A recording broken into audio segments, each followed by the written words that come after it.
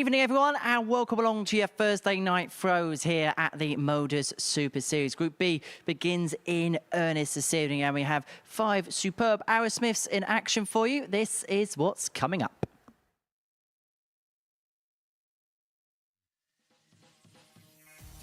Teehan is the first ever winner under this route, but the Tower hasn't been able to reach those heights since, with 2023 being a fairly dormant year for the Irishman. Dan Reid equals Robert Thornton's 8 appearance record in this competition, but like the Scot, is looking to taste success in this format in Portsmouth. Jim McEwan made the final of the World Seniors match play in York last month, being edged out in the end by the perennial Leonard Gates. Here he is, getting the better of Matthew Edgar. Oskar didn't quite take the awards in Group A, but was far from the raspberry. Second place, 20 points, means he's back tonight. And fresh off a World Cup appearance, Dimitri Zhukov placed himself in Group B after his opening efforts on his Super Series debut.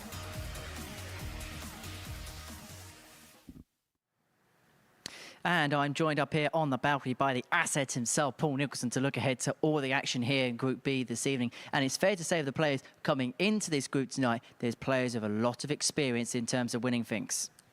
Yeah, that's true. I think when you think about who is coming in tonight, they've done something here before, or they've done something in our previous studio. So we do expect from them. And in this group scenario where 3 people go through from 5, someone might not make the cut, whether it's someone from earlier in the week or indeed someone who has done something here before. Well, let's break down and see what has happened so far in this week's competition. This is the tournament bracket as we head through to the middle half of the week. Jim Long was the victor in Group A. We're going to see Dan Reid, Jim McEwan, Ciaran, Teehan, Oskar, Lukasiak and Dimitri Zhukov in action this evening. Well, we saw Group C get underway earlier on this afternoon, and well, it was headlined by Ciaran Crabtree, and he stole all the headlines in the end. It was a slow start for him, but got better as the day went along. Yeah, I think he stole the show because of 2 performances. And we can't forget the last game he had with Rennie Adams, where it seemed like something had occurred on the stage. I'm not sure it had. I think they were just so desperate to get that extra win that maybe things were boiling over a touch. I don't think there's any bad blood whatsoever. But I think we've got to give Adam Mould some credit. He's the one who's at the top of the table. He's gone severely under the radar, but Cam gets the headlines because he wins his last 3 from the 5 matches, and he puts himself in a very strong position ahead of tomorrow. Well, this is confirmation of those league standings now, and as Paul says, Adam Mould at the top of the table. And I was saying to Chris Mason up here early on that perhaps he went under the radar a little bit, and perhaps shouldn't have because of what he did earlier this year under this roof. Yeah, maybe. I think when we analyse the stats, when we come back with Group C tomorrow, you'll understand why we're not talking about Adam as much, because his daily average and his daily stats don't really stack up to that of Cam. But that's the beauty of this particular format, isn't it? Because you might have an average which is 10 more than somebody else. You might have an extra 10% on your doubles. But the thing is, they might be different, but 4 people have got the same points, and that's the first separating thing. So when we come back tomorrow, it's almost like we can draw a line under what happened today and have people very, very closely knit. All of them can still qualify. Most certainly will. And we're going to watch that action continue from 1 o'clock tomorrow on the Super Series YouTube channel and here on Sporty Stuff TV from 3 o'clock. Right, Group B is about to begin in earnest. Now, before we get the action underway, now we've got a little bit of a name change with Dimitri Zhukov. He was Dimitri's on Monday, Tuesday, Wednesday at the players' request. He wants his name anglicised, and so it's going to be Dimitri Zhukov that we're going to be calling him in the broadcast from here on in. Right, let's have a look at what's happening in terms of the outright betting as far as this group is concerned, because Jim McEwan, who's fresh off a final here over in York in the World Seniors a month ago, heads off the betting at 6-4. Yeah, I think it's fair to say that Jim being the favourite is about right. I think Dan at 5-2, and then Oskar at 9-2, and Ciaran at 11-2. Yeah, and get them being in the middle of the pack. But as far as Dimitri's concerned, there were signs over the first 3 days that he's got a good enough level to win this group. We've seen people in the past not necessarily putting in massive performances to win a Group B situation, but if we have enough evidence to say that maybe they've got enough to get 10, 12 points, that might be enough to win this group. And having Dimitri at that price on the outside, to me, is quite baffling. As far as Ciaran is concerned, we saw him win the first night under this roof. That's about 13 months or so ago now. But is it fair to say 2023 has been a little bit of a dormant year for the Irishman? Yeah, I think so. I think we've also judged Ciaran on what he did here quite harshly. I think maybe coming into that night, he was under the radar, and we were expecting from some other quarters like James Hurrell and Martin Adams. They didn't win, he did, and he probably surprised himself that week after finishing bottom of Group A, getting through Group C, and then winning the first night we'll be here in Portsmouth. But I think if we do judge him on that night, maybe the last 12 months will say it hasn't really delivered what he wanted. But he's still done some good things, and he's still here, so he's still got a chance to get a second weekly title. He's looking to deliver. Let's see whether the bet builder is going to deliver tonight. Pace just over 5-1 this evening, but you have a couple of susceptible ones in there, don't you? Yeah, Zhukov against Lukasiak. I think that game is going to go a minimum of 6 legs, and 1-2 on that one. Obviously, at the short price, I like that one a lot. As far as Teehan against Reed, match winner Teehan, I think that's a 50-50 game at this point. We might get a bit of information before that game is played, so we'll see. But that's a bit of a punt at 5-4. But I do not agree with the top one wholeheartedly, because McEwan, as great a player as he is, we're talking about a different beast in Lukasiak now. Because if Jim was playing Monday morning Oskar, yes, I would go with that. But the fact that he's playing an Oskar who was brilliant yesterday, averaging over 87, and I say brilliant because that's compared to Monday, that's a very worrying bet, that. And if a lot of people have gone for that, please gamble responsibly. 18 plus, begambleaware.org. Oskar Lukasiak looking to become the third Swede to make it through to Championship. Hey, that's the name of the game, isn't it? Right, let's get into tonight's action. We kick off with Dan Reed against Dimitri Zhukov. And again, for Dan, 8 appearances here. That ties Robert Thornton's all-time record in this competition, but yet to win a weekly title. Not here, anyway. He did play very well when we were in Southampton. Very different setting, a smaller room, different temperatures, and a different feeling as well. And anybody who has won in Southampton who hasn't won here, they want to tick that box. Dan will desperately want to do that. To do it this week will be a very, very difficult task, but we can't put anything past any of these players. They're all fabulous. Talking about boxes, we better send you down to the commentary box to describe all the action. Game 1 for us tonight is Dan Reed against Dimitri Zhukov. Paul Nicholson's going to make his way down to the booth to describe all the action in the company of Chris Mason. Evening, Mace. Evening, Henry. Good evening, everybody, and welcome along to the opening night of Group B here in Series 5, Week 10. We open up with a match between Dan Reed, 27-year-old from Thatcham, uses a perfect 9 dart, and he's had a perfect 9 dart, just the one, against 46-year-old Dimitri Zhukov.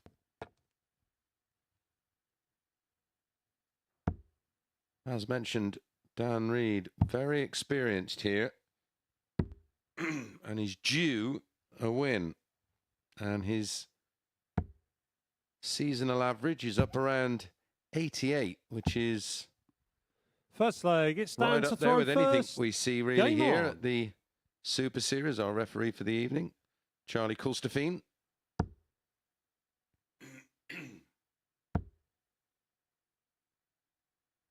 $125. Dan Reed on his day,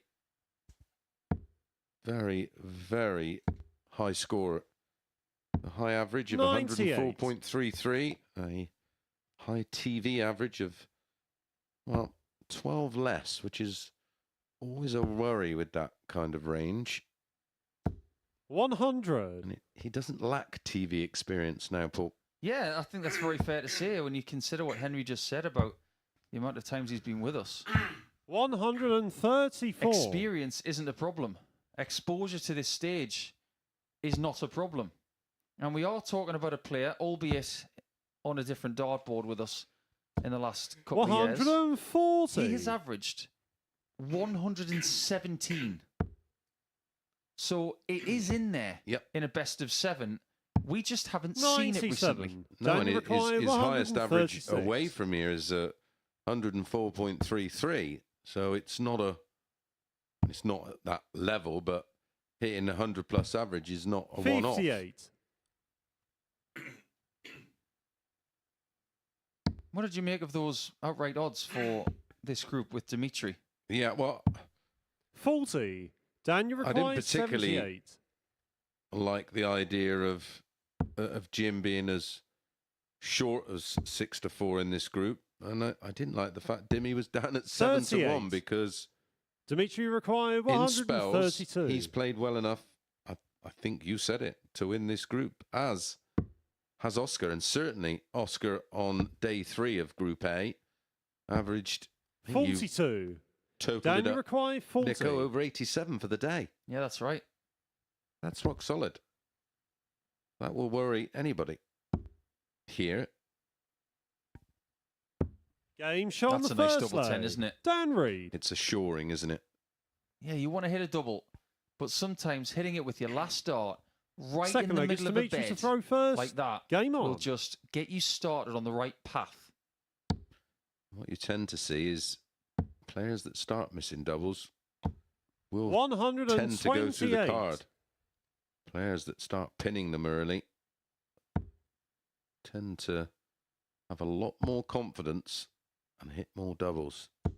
100. Do have 10 matches to bring you tonight. Group B, of course, unlike 45. the other groups, this is a 5-player field.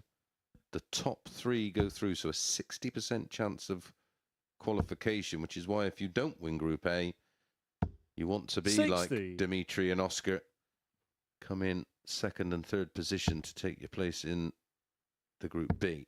Some people might just want to be Dimitri. 100. Tall, cool cat who lives on an island off Galway A fireman. as a fireman, and he's not bad at the old darts either. And he's been incredibly friendly this week with everybody. I 83. think he's been a really big hit. Yeah, he's the people I've spoke to have enjoyed certainly watching him play, and those that I've spoke to that have 100. been alongside him for the week, as they say, he's been great company, speaks great English. His English is much better than my Lettish, which is the language of Latvia. 100. Dimitri require at you. 128. Been doing my homework.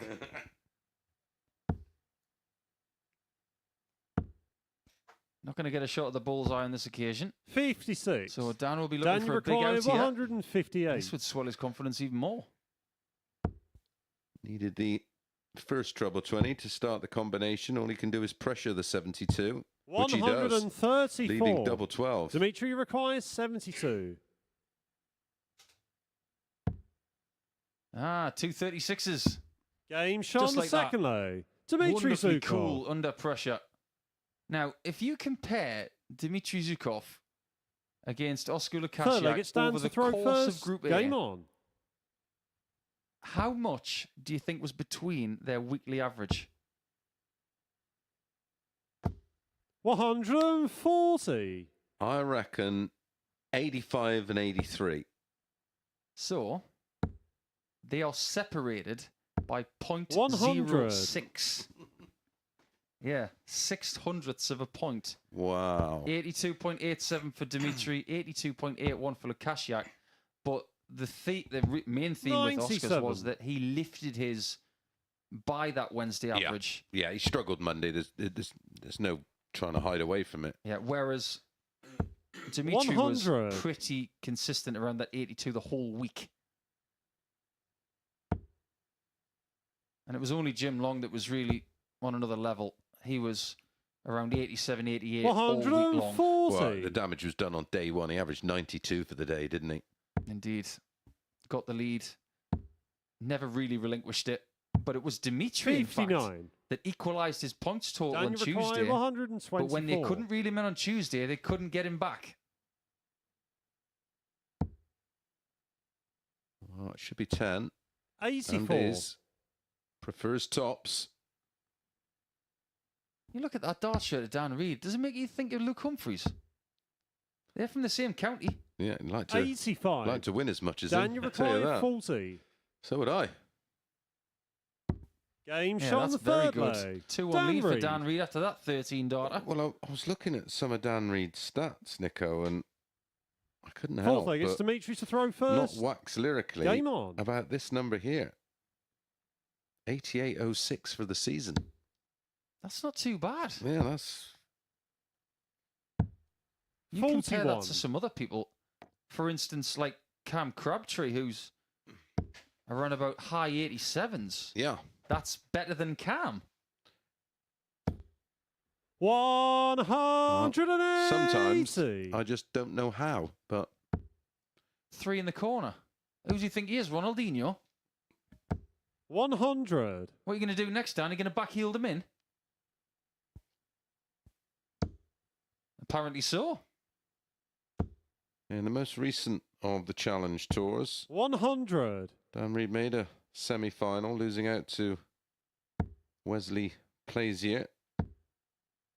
Did have wins over Ryan Frenesh, Jack 94. Main, Thomas Lovely, Dom Taylor. I mean, that's a who's who of Challenge Tour darts right there. Yeah, if you think about who he's around in that Challenge Tour order of merit at the minute, 100. he's 1 spot above Jelle Klaassen. So there's 1. He's around the same as Alexander Merckx, who we saw last week. He's not far behind the England captain, James Hall. 96. Daniel required 121. And he's not far off people like Sebastian Białecki and Wayne Jones, who we have seen in this series make finals or even winning weeks like Sebastian last week. I mean, back in 85. August in Dimitri Challenge required Tour 16, 170. he beat Conan Whitehead 5-0. Conan Whitehead, of course, will feature in Champions Week here in 58. Series 5. Now, the way Daniel that Dan's playing in this required game, he 36. might be there himself. 99. Game Yeah, shot this on the is fourth very leg. tidy. Dan Reed. Doubles 3 from 7 and averaging a cool 99. Exactly. Fifth leg, it stands to throw first. Game on. Definitely the right thing to stay indoors here tonight because it is hammering it down outside, and this is the right place 97. to be. In the UK Open this year, lost out 6-4 to Martin Lukeman, an established Pro Tour player now. 94. But he's had, just in the last 5 months or so, he's had some great wins over Scott Marsh, Christian Kist, 100. Gary Stafford, Tommy Morris. Well, that win over Christian Kist, I mean, that carries weight at the minute because he's playing Yes. proper darts at the minute. Absolutely. 46. He's arguably playing better now than he was when he won the Lakeside in 2012. 100%. Absolutely. Yeah, he's had some wins. He's had a win over Jim McEwan on the Challenge Tour 134. back in August, winning 5-2. Win over Lucas Vanek, Jason Heaver. Yeah, he's playing some 100. top stuff Daniel this required season. He's 170. got time on this 170 as well. Our most popular win this afternoon was 4-1. There were stacks of them. 105. We might Maybe be it's- starting with a 4-1 tonight. Maybe it's the theme of the day. Now, that average you mentioned from Dan Reed, Nico, was that 57. on a stream on requires YouTube or was it 65. on Sporting? That was, I think it was on a stream in Southampton. Because he could smash 45. his highest TV average, which is 92.24. If that double would have gone in, it would have been in excess of 100. He's got double 10 coming up. 56. He's not really under that much Daniel pressure. required 20. An ideal start beckons. Game, And Dan Reed shots, gets the job and the done. match. That Dan is a Reed. really good performance. I know he's missed a few doubles at the end there, and he's only got 4 from 11 on the outer ring, but the fact remains, from a scoring perspective, that was a really good, consistent performance, and his average probably should have been better than that, but he'll settle for 96.66, and Dimitri, you can see that he's in that range of the low 80s. He's going to have to get himself out of that if he's going to get out of this group. When we come back, we'll have a first look at Chucky, and he's up against Oskar Lukasiak of Sweden.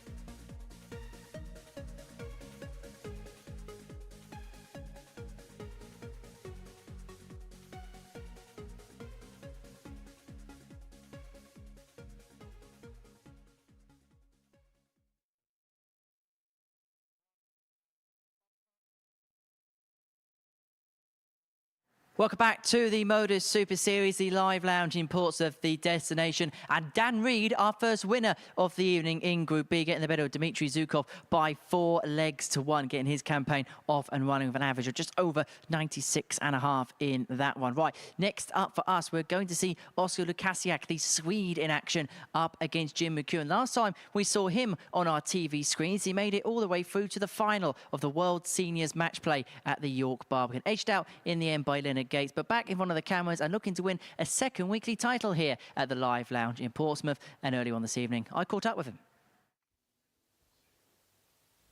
Jim, here again, another stint at the Super Series. Looking forward to it? Yeah, it's been a wee while since I've been here, 3-4 months. Been doing stuff elsewhere, seniors and stuff like that, so I'm doing well. But yeah, looking forward to it. Yeah, last time we saw you on our TV screens was at York at the match play, got through to the final there. First of all, massive breakthrough on the TV, would you say?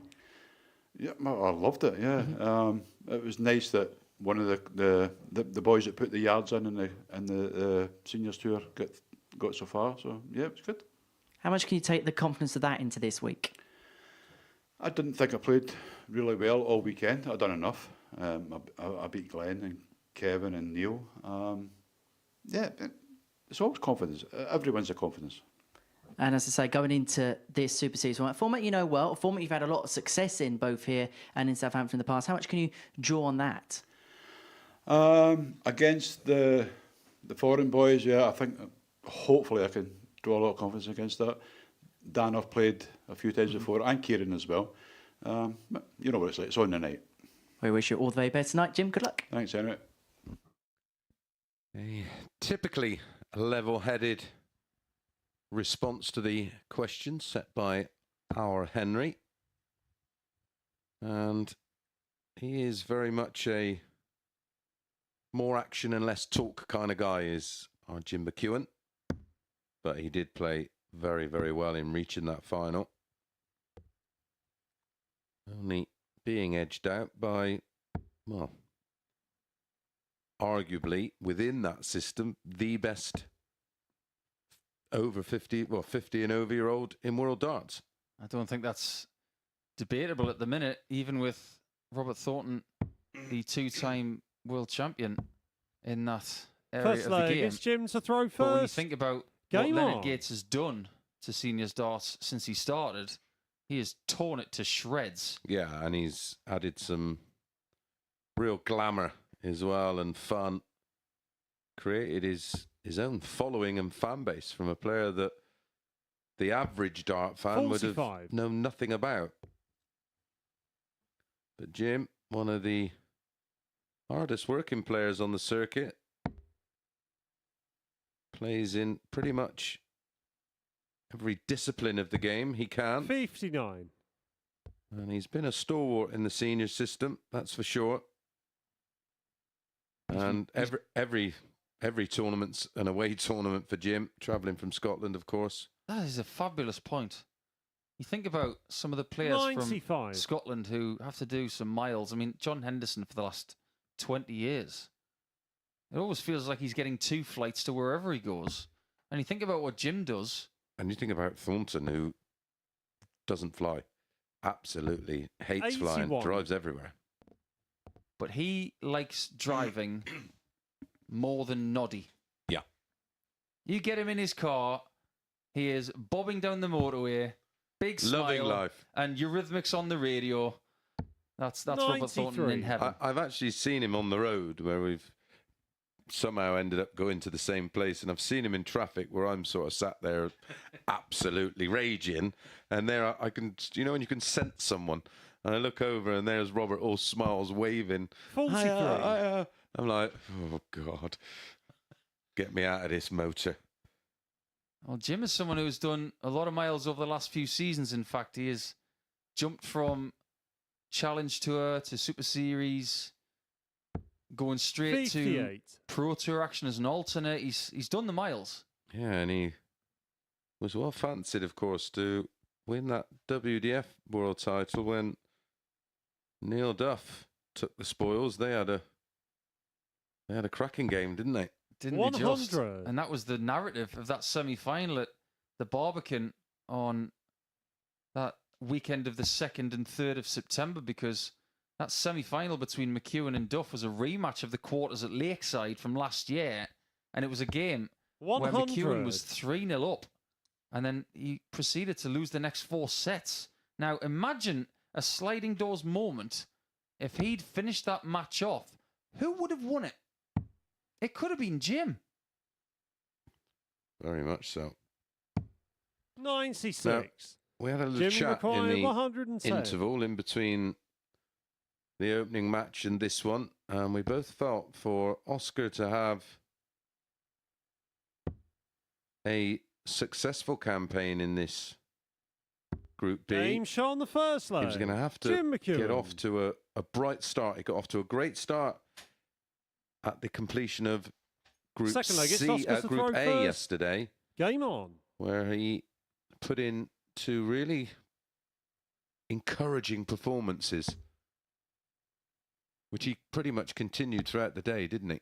Yeah, I think encouraging is 121. There was enough of a jump in form for him to feel really good about his chances here in Group B. Because And it wasn't a flash in the pan either, Nico. It was consistent throughout the whole 5 absolutely. matches. Yeah, definitely. And if he'd stuck in an average of 110 and then 83. averaged for the other 4 games around 80, then you'd think about it differently. But throughout the day, he looked better.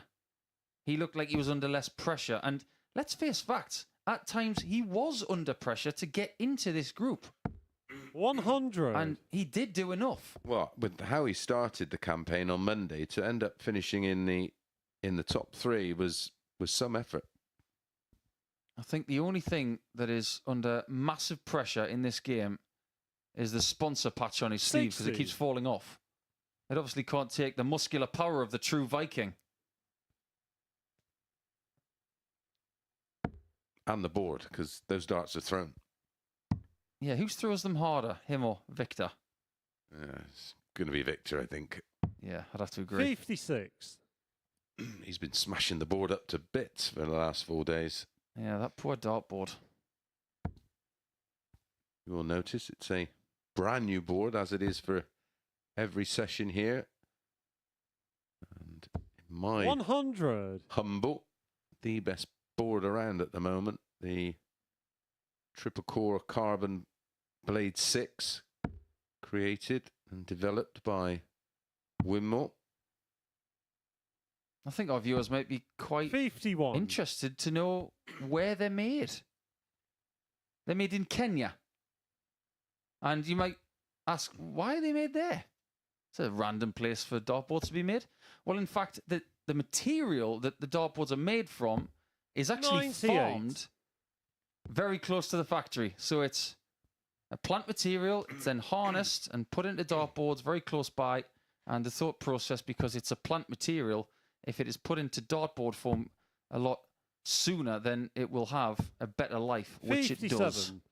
And they Jimmy have required 160. massive quality control over the quality of sisal then being used in the boards, and anything that is below a certain level is discarded, and 85. that will go off and Oskar, you make required the other 116. cheap boards out there. No names mentioned. 116 for Oskar. And you do get the feeling that he needs something like this to get off the mark fairly soon here on Thursday night. 76. Bends the wire of that one, and McEwan could double his Jimmy lead. requires 75. Well, it was McEwan who won leg 1 with the 110 out. Oskar almost saying, well, anything you can do, pal? Expect him to leave tops a lot. 35. I was just about to say, Oskar, you because required that's why. 40.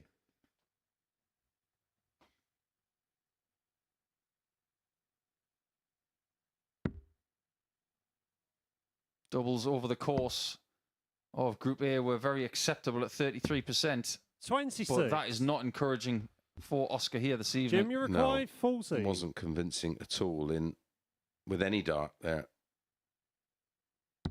Game You shot on do the that second against leg. McEwan, Jim McEwan. you will get punished. Yeah, Chucky's going to hunt you down. Third leg, it's Jim to throw first. We've had Game some on. rather popular music sounding from the practice room this evening. And of a certain genre. yeah, it happens every time that McEwan comes here. I remember the last Saturday night he played here, and we were already in the 60. building when he walks in, he puts the device down, and then starts playing the music, and off you go. Well, if I go on a road trip with him, he is definitely not having control over the tunes. I do get the feeling that Jim would get along with Michael 58. Smith, though, the world number one, because they both like Whitney Houston. And Madonna.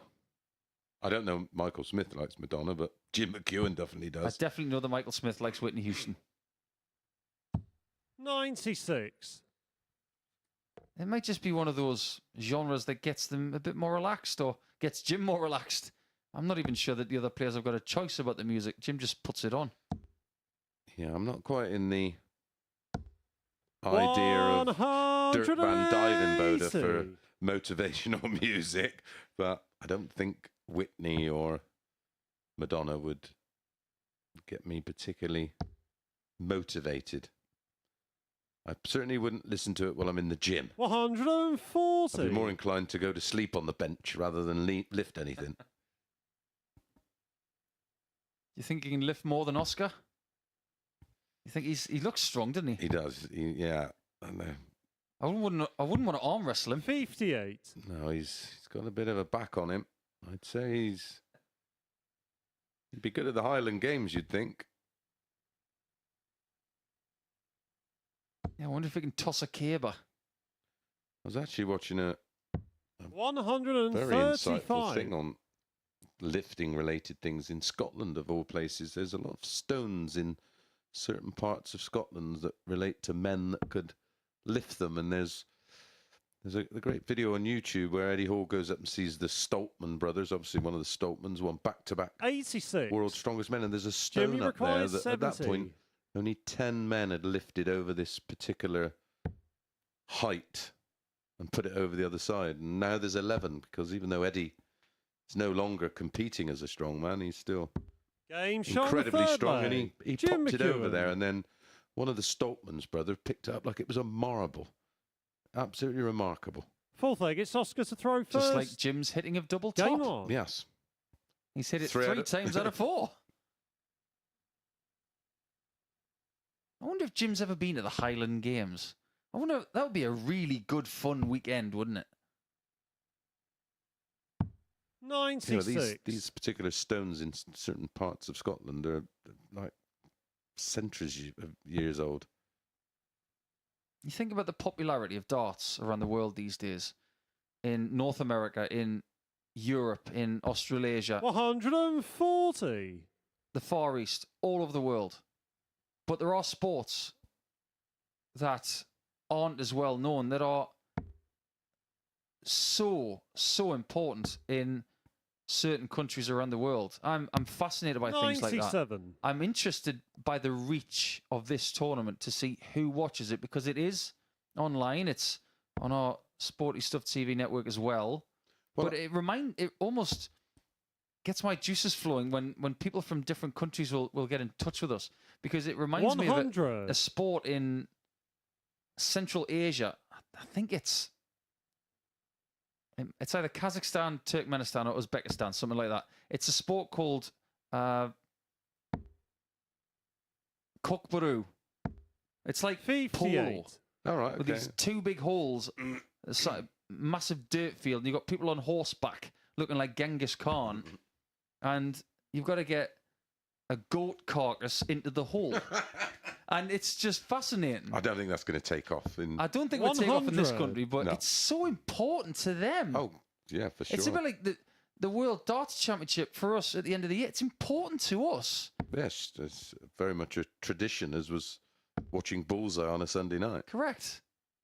It's cultural. 60. Darts is cultural Jimmy in this required country, and it's 161. the same in a lot of other countries too. And it is incredibly important to Scotland, because they've had multiple world champions over the years. Might even have a 161 hitter in Jim McEwan. 115. That's, I suppose, 3-0 up, and he's feeling confident. Well, I think that's a result there for Jim, because if he'd hit an 18 there, he can't go for tops. At least by hitting 60. that 4, Yeah. he Jimmy can now go for requires tops. 46. He's just like Robert Thornton in his thinking. All he wants to do is hit 180s and hit tops. Keeping it simple. 36.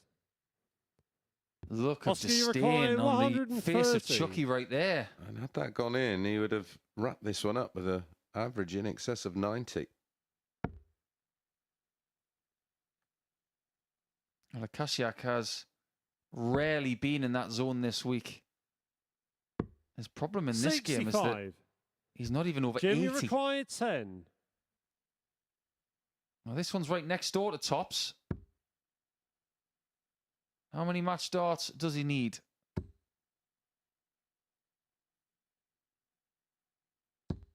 Game, shot, No more. and the match. That is a Jim good McEwan. starting performance for Jim McEwan, averaging just shy of 86. His doubling was impeccable until the fourth leg. He did have plenty of breathing room, though.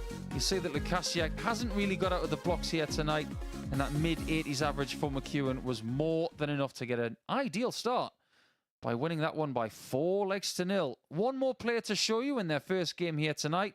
It will be a stiff test against Dan Reed for Ciaran Teehan.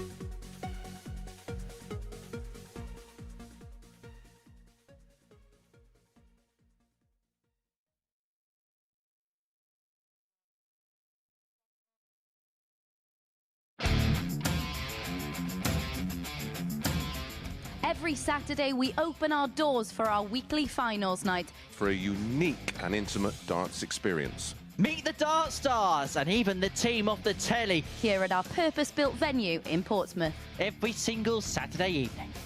Tickets can be booked via this QR code Or at www.dartshop.tv for a very small booking fee. Follow us at MSS Darts on Twitter, Facebook, Instagram, and TikTok. For all the latest ticketing news. All you need to do, log on, book, turn up, and the action gets underway from 7:30 p.m. So what are you waiting for? Get your tickets to the darts. We look forward to welcoming you to the MODUS Super Series very soon.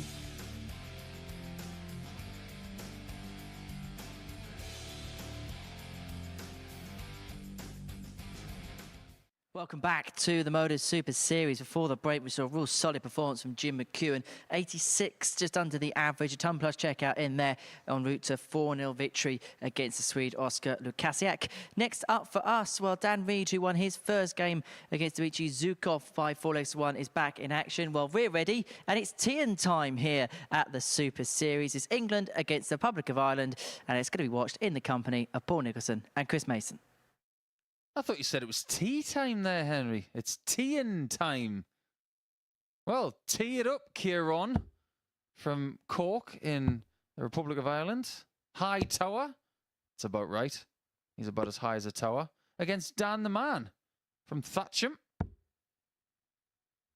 qualified for the UK Open 4 times by the age of 27. That's not a bad effort. And we did have this as part of our bet builder a little bit earlier on, and I thought this was a 50-50 game. But maybe we can look at this one with a slightly different outlook, because Dan Reed, in that first game of the night, First he leg, was Ciaran to very throw impressive, first. averaging over Game 96, but he's now up against current Ireland international Ciaran Teehan, who has the darts. Will that be a big factor? Well, the bookies don't believe so, Paul, 134. because they've made, even before that performance from Dan Reed, a 4-7 favourite. And on the back of what we've seen, 100. there's probably a case for making him a stronger favourite. And when you look at their seasonal numbers, Teehan 82-63, we already know. Reed over 88 for the season, but this is very encouraging from Ciaran Teehan, who had a bit of a nightmare the last time he was here. Yeah, it didn't go well, but this is a new challenge. 140. Sometimes he's been given the Group A slot, and then he has Group B or Group C as his secondary attempt. Yeah, He can just come in and say, right, one chance only I've got, and that might help him. yeah, and I think we've seen from him that he's got bogged down in Group A and never quite recovered. 100. Ciaran, you require 88. Well, like you say, Mace, this is encouraging. 88 after 9. Now, what does he want to do here? The odds say lay up. 63. Trust me when I Dan, say you that. require There have been studies 161. done. Yeah, we've got a massive book in front of us with those very studies. Well, it just so happened that Teehan was waiting for a miss on that 119. 51, and he got what he Ciaran, you wanted. required 25. So this time, no laying up. The job is to get it finished off. Game And he shot does on the a first brilliant job of leg. that, Ciaran starting his Teehan. evening in 15 darts. Now, he was part of the Ireland squad who went to the World Second Cup leg, in it Denmark stands to throw recently. first. Game on. As the team, it was David Concannon, Stephen Rosny, and Michael 59. Menery as well in that Ireland 4-man team. They lost 9-5 to Wales in the last 16 of the team event. And that Welsh team was Cavan Phillips, Sean Fisher, Mark Challenger, and Sam 57. Kankert, who we've seen here. And that event was Fine actually, squad. yeah, it was won by the Dutch in what was a bit of a heavyweight final. Klaassen, Van Peer, De Vrede, Plezier, 100. the Dutch. That's a great squad. Sounds like a Super Series lineup. It really does, doesn't it? Against Mitchell, Hurrell, Rhys Colley, and Jamie Atkins. 100. That was a fabulous final in 16 legs as well. But when you're part of a 4-man team going to a World Cup, that carries a bit of weight, 60. even to this day, doesn't it? Yeah, I mean, years ago it was the absolute darting honour to represent England in the 90. 4-man team, because England were always, of course, dominant in the darting world. So to be one of the 4 that got the nod, wow, what a privilege. 180. Something I never managed to do is get in that short man team. That's saying something considering your career. 21. Dan, you require 102. Although my international career was fairly short-lived for political reasons. 48. Dan's responded well here. Seems to have a bit of a bounce in his step tonight, which is encouraging for his chances of getting a good points haul here on Thursday night. 133. Love that Dan, you play. require That's really good 54. maths from Ciaran. He doesn't seem to have any fear of being in front of the camera. 34. Oh, he misses out on that one. That really Ciaran, should have you been hit. require 100. Seems to relish the opportunities here.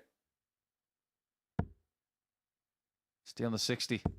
And he averaged. I know this in the early stage, 60. but he averaged, as Dan, you say, over require 96, 20. and he's backing that up here. Oh, he's fortunate there. Game Well, he's shot got on himself a second leg, but he could have easily Danry. busted the shot with that first dart. Yeah, I'm looking at the last 3 months for Ciaran Teehan, and it's been tough Third for him, leg, it's Ciaran to throw first. winning the odd game on. here, the odd run to the last 32, 1 run to the last 16.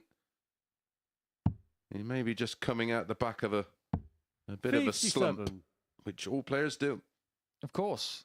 And you think about the World Cup singles that he was in recently. That's another tournament he was part of. 55. It was actually won by Barry Van Peer, and we made a big deal of that when we found out about it, because it is a big deal. But on the opposite side of the scale, Ciaran Teehan lost in the first round, but he was given 77. a stinker of a draw. He got Davy Kerwin of Scotland in round 1.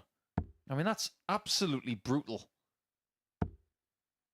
You got people from India and the 100. Faroe Islands and Jersey and all sorts of different weaker nations putting people into the World Cup, and he gets Davy Kerwin. 45. Yeah, but when things are just running cold, that's how it plays out. You just know that 100. all you want is just a bit of a run, build some confidence, and when you feel like you need that, it just never seems to come. You don't get those easier draws that may be available. 59.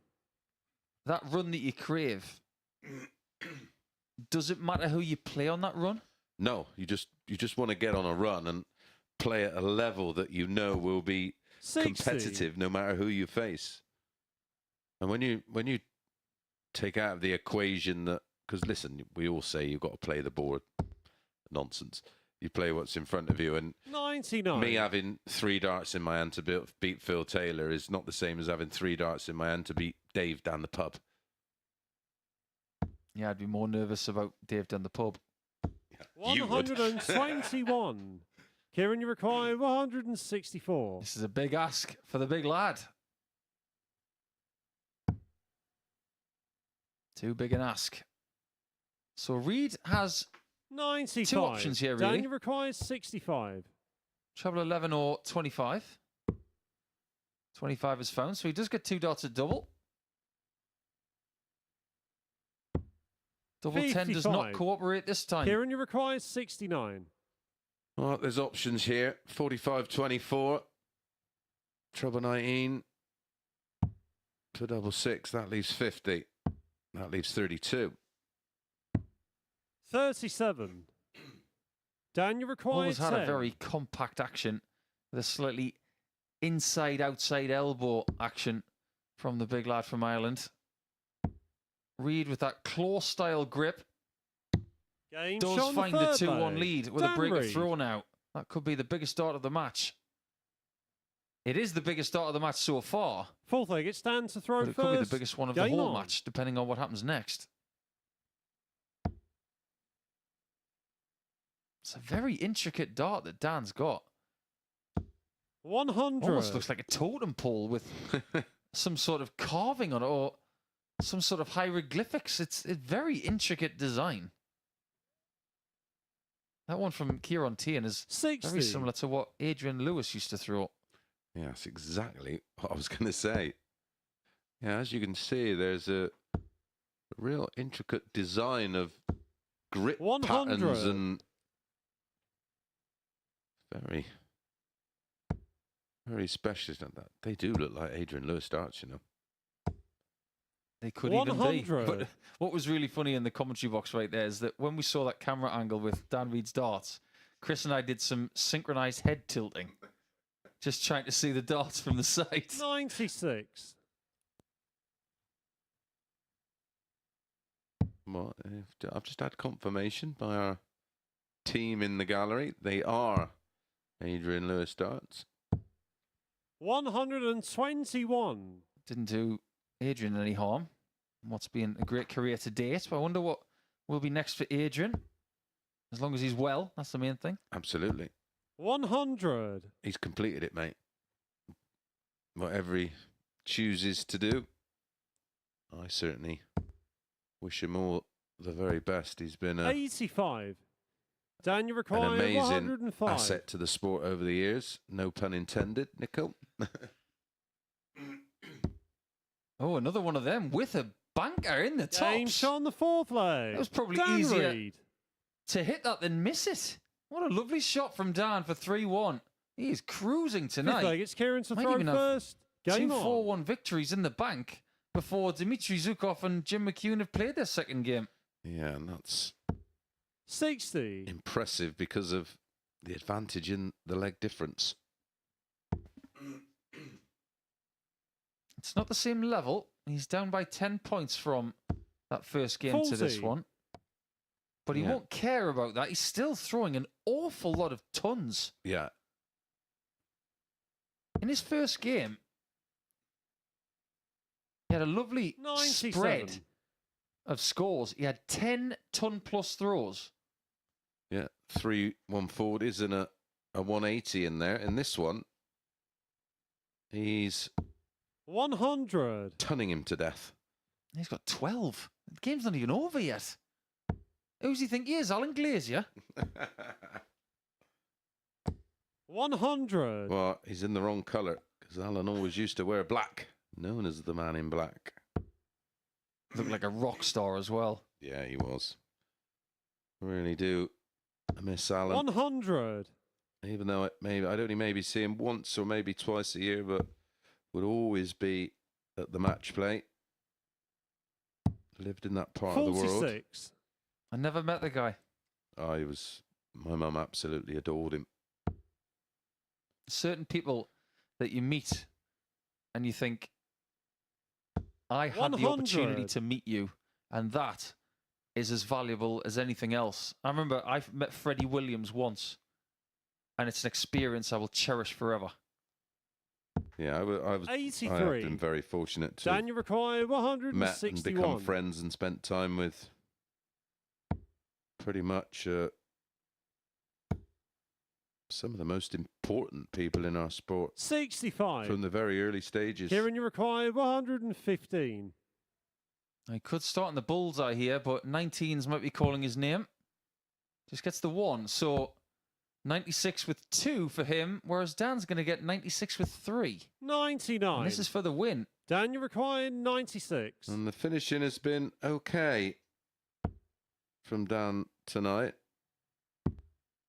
Ooh, another double-double. Game, Certainly shot, is. And the match, This time, Dan not Reid.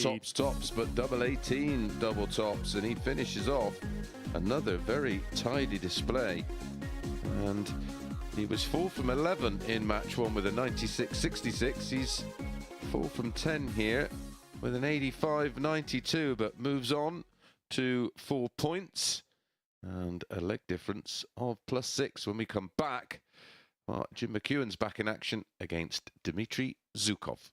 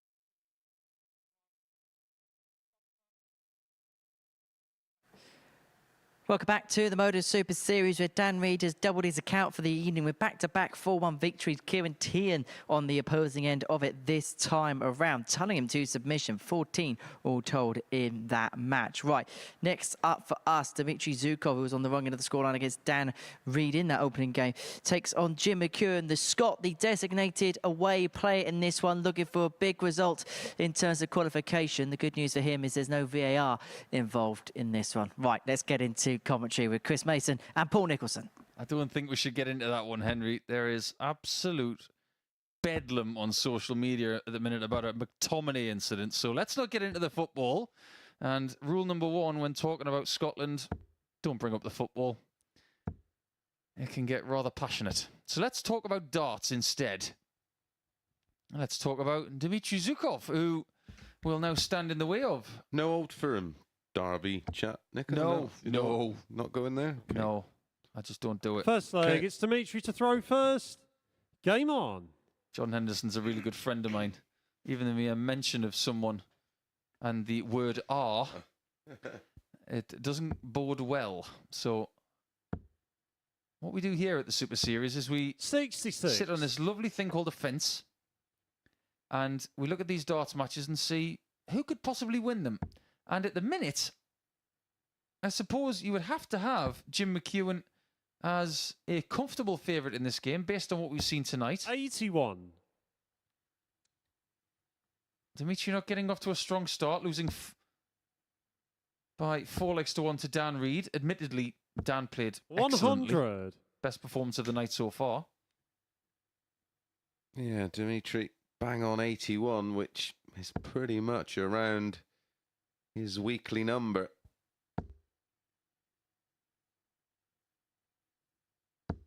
$140. And we've actually got people tonight throwing foldable flights.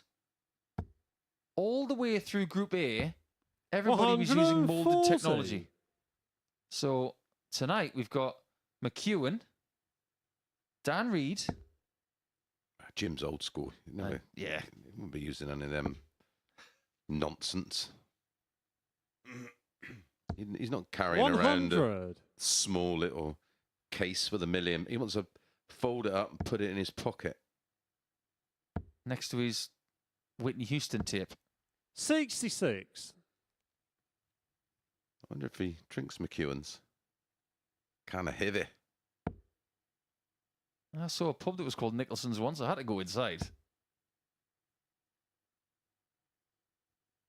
Was it in Scotland? Did they sell 84. Cabernet Sauvignon? Dimitri required 129. It was in London. Oh wow. Couldn't afford it. Too expensive to go in there.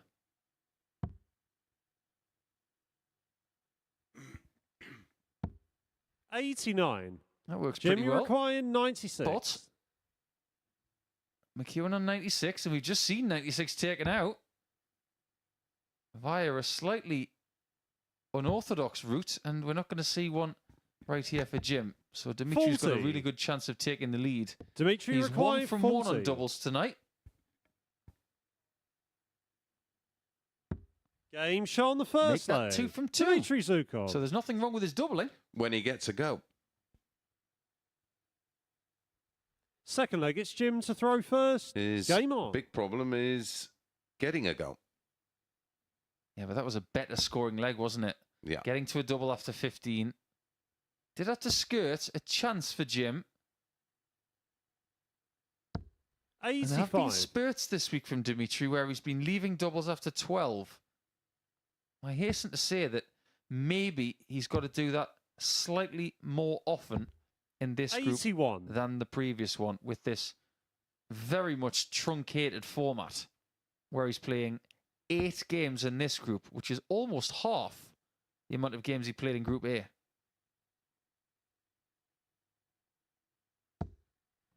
$100. Yeah, time is not on your side in Group B and Group C. Even more so in Group C with only the top 2. We're 140. gonna lose a couple of very tidy players in that Group C tomorrow, and we're gonna lose 2 from this one. Do you have any early indications on your fancied 3? Both of us thought 60. Dan Reed and Jim McEwan, didn't we?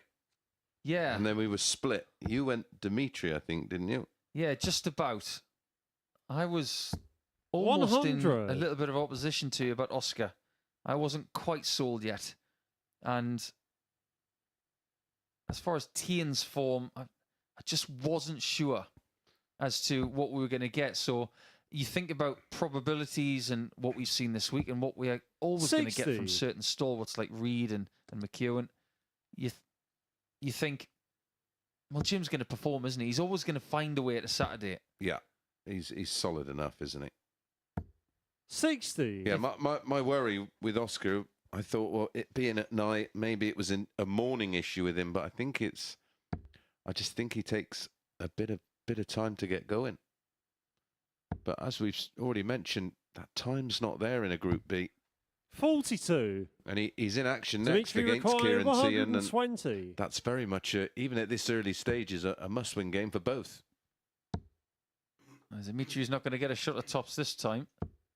60. Jim, you require 154. You lose 3 games in Group B. You're in a spot of bother, aren't you? Yes, you are. Jim knows this. He's played in many a Group B. In fact, in times gone by. 114. It makes me laugh when you Dimitri see someone requires hit tops 60. to leave tops. A little bit of flashy stuff from Chucky. He's missed a double. 40. And he's missed another one as well. So Jim, you McEwan require 40. has done well to leave this, albeit in that flashy way. Now he needs it to end the leg.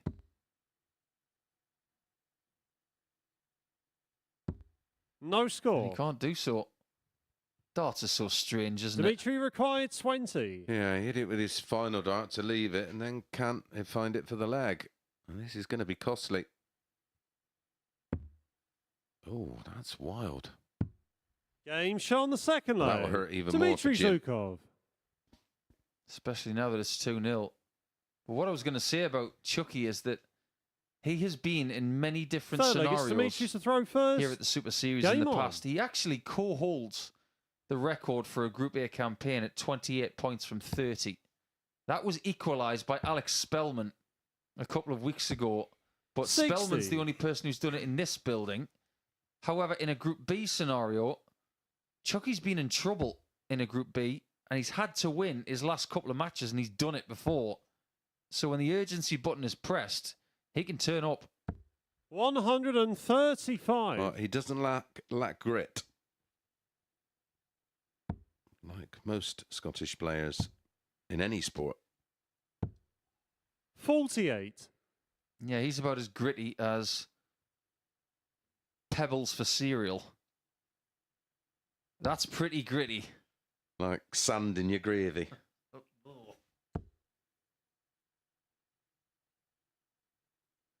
You want to go to the beach and you're having a 100. barbecue and you got sand in your hot dog. It's not nice. He's that gritty. But you think, you don't want to waste the meat. 55. Just waft it off with a little bit of sea fret. Yeah, that's what you did when you were kids, wasn't it? You get your candy floss full of sand out. Yeah. Mama want an ice cream? You got to eat your sand first, son. 80. Well, that's the stuff that makes glass. Yeah, here were the days. And you know you're getting on in years when you say stuff like, they were the days. 81. You think about what could have been for Jim McEwan at York over the last couple of months. He would have added his name to Scottish television champions of law, the likes of Jockey Wilson and Anne 94. Kirk. I see. So it's not just about Anderson's rights and Jockey Wilson's. There's other television champions as well. Another one we mentioned, Les Wallace. Absolutely. 137. Jimmy required 92.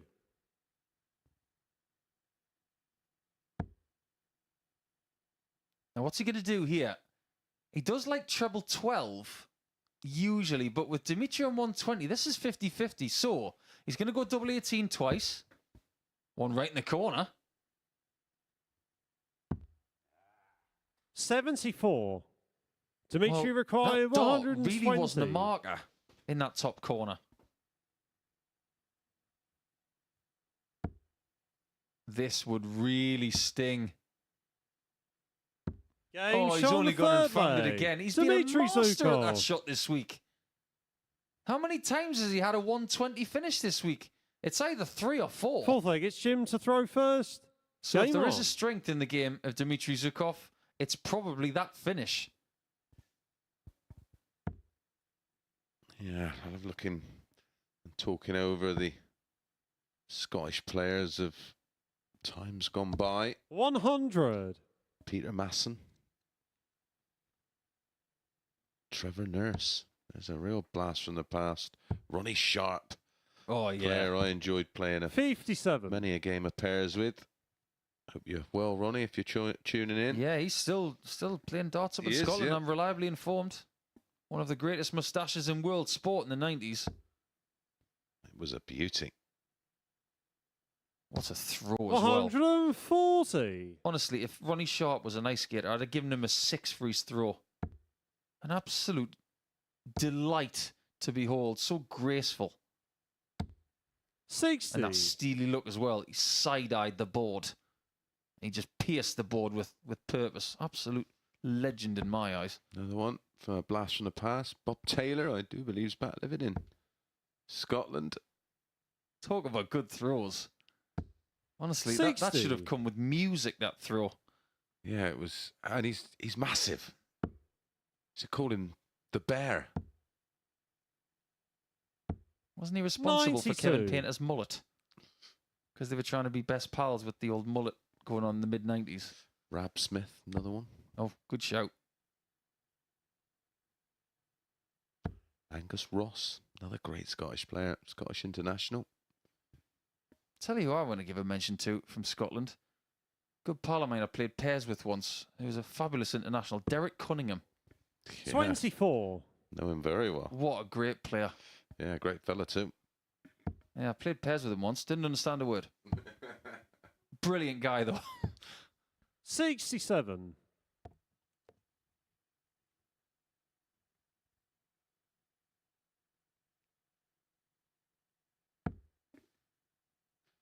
Well, it's just not happened here for Jim.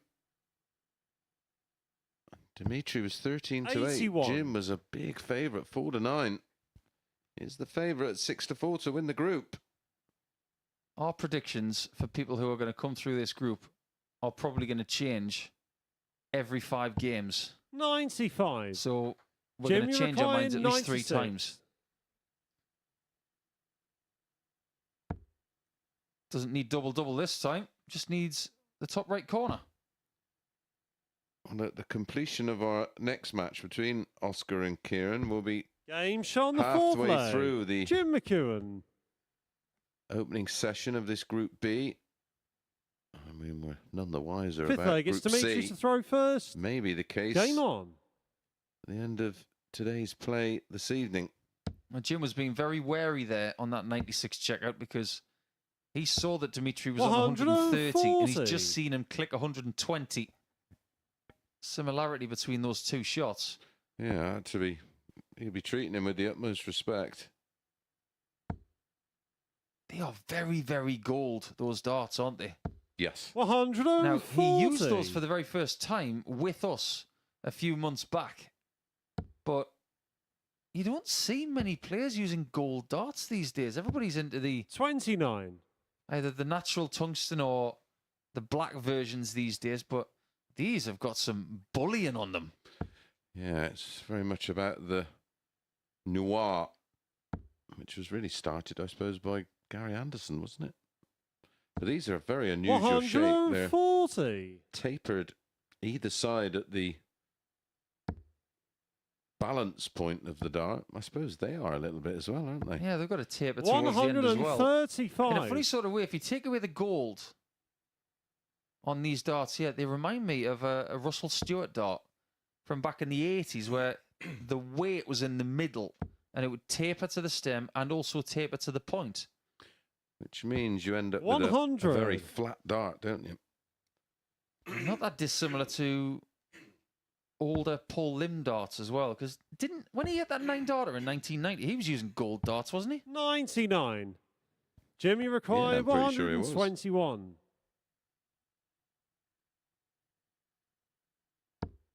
I've only seen that 9 darter about 50 times. I'm still questioning myself whether it was gold darts. But this is definitely double 14. Game shot on the That is fifth double leg. 14, Jim and somebody's McEwan. not giving up. Somebody has dished him up with a grit sandwich, and he is filling his chops with it. Sixth leg, it's Jim to throw first. Game on. Now, McEwan, as his average approaches 90. Averaged 86 in his opener. 41. Now, the kind of statement you're going to get from Jim is, I'm only beaten when Charlie says game setting the match to this other guy here. he will fight tooth and nail for these 2 points. And if he was to do 125. so and get through this match with a win by 4-3, he will join Dan Reed on 4 points. And everybody else would be on 0. 60. We'd have separation after 4 games. But then, obviously, Lukasiak and Teehan playing game 5, and somebody else would have to get 2 points. 100. But it wouldn't be Dimitri if that was to happen with Jim. But this is not the ideal start to leg 6.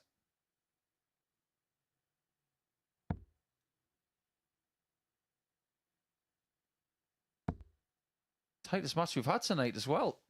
A couple of 4-1s and a 4-0. 140. He is grafting hard here, McEwan. Yeah, no 180s in this game, but we have had some excellent outshots so far. 120 from Dimitri and a 1-2-1 from Jim. 140. But this is all about 140s and tons in this game. There you can see the evidence of it. Oh, Jim could have done with a max here. Needs at least a ton to leave a finish. 60. Dimitri requires Sometimes that shoulder gets 136. involved and he just can't find it. Very reminiscent of Jockey Wilson. 136. Not going to be found this time. His best this week, 134. That was a beauty. Treble 18 first, then 60 and double 10 earlier in the week. 88. There were lots of finishes taken earlier in the week which have not been bettered since, including Rennie Idam's 160, which is the biggest of the week so far. Did he just go for 39 on 61? Would have left double 11. I think he's a little fortunate not to have, 60. not to have hit the treble. Dimitri required 48. It wouldn't be the first miscount or tactical error that we've seen from Dimitri. He has made some questionable calls. But nobody gets this wrong. 16. You got the execution wrong, but the thought was Jimmy there. required 140. This shot opens up a debate because you see so many people with 100 and they hit a single 20 and they go double top, double top.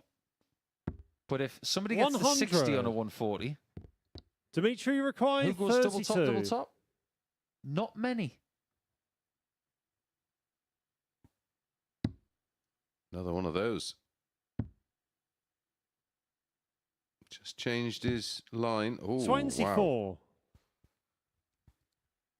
Jimmy required 40. Darts can be cruel. That's why the wires are on the board, to separate mediocrity from brilliant. Game shot on the Jim sixth McEwan leg. is still alive. Jim McEwan.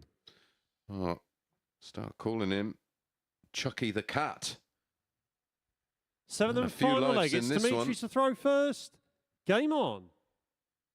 Perfect shirt as we approach Halloween. That's 5 match darts, isn't it? For Dimitri Zhukov. Yeah? 81. I wonder if he's going to rue that. He was 3-0 up. But that really is a sinister dart shirt. It's the only way to put it. Some sinister accuracy. 140. Still waiting for our first max, but that's a 10th 140 between them. He is noted from previous visits here as a big 180 scorer. 60. So to see 7 legs here without one is a surprise. Especially when we've seen 10 140s from both players.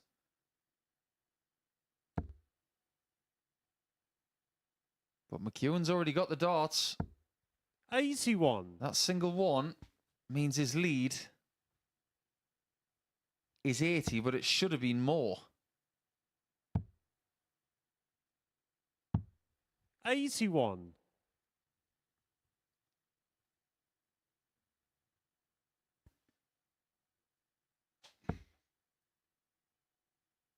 Well, he's got to stay upstairs because he really wants to halve the score. He's not going to do it, and he's not going to get to a finish. This is a very, very edgy last leg.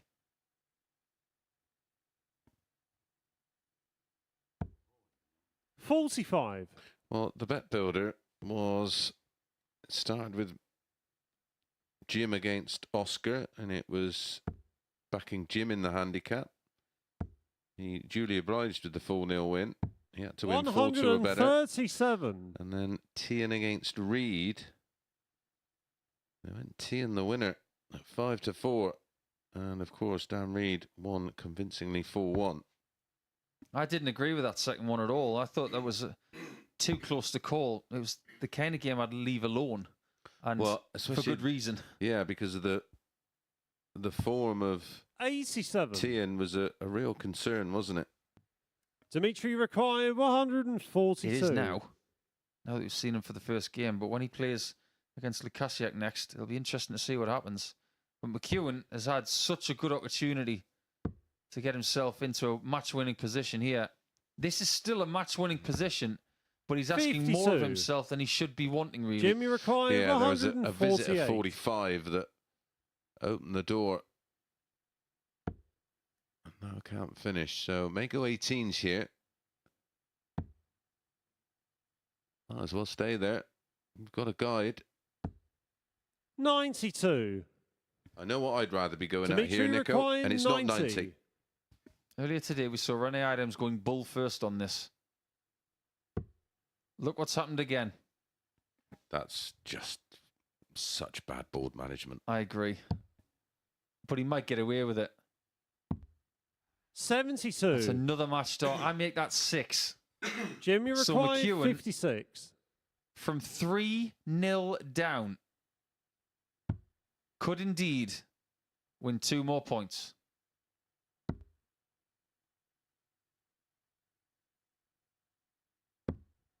$46. But doesn't. They've both had their chances. Dimitri required Games 18. at the Super Series don't come any closer than this.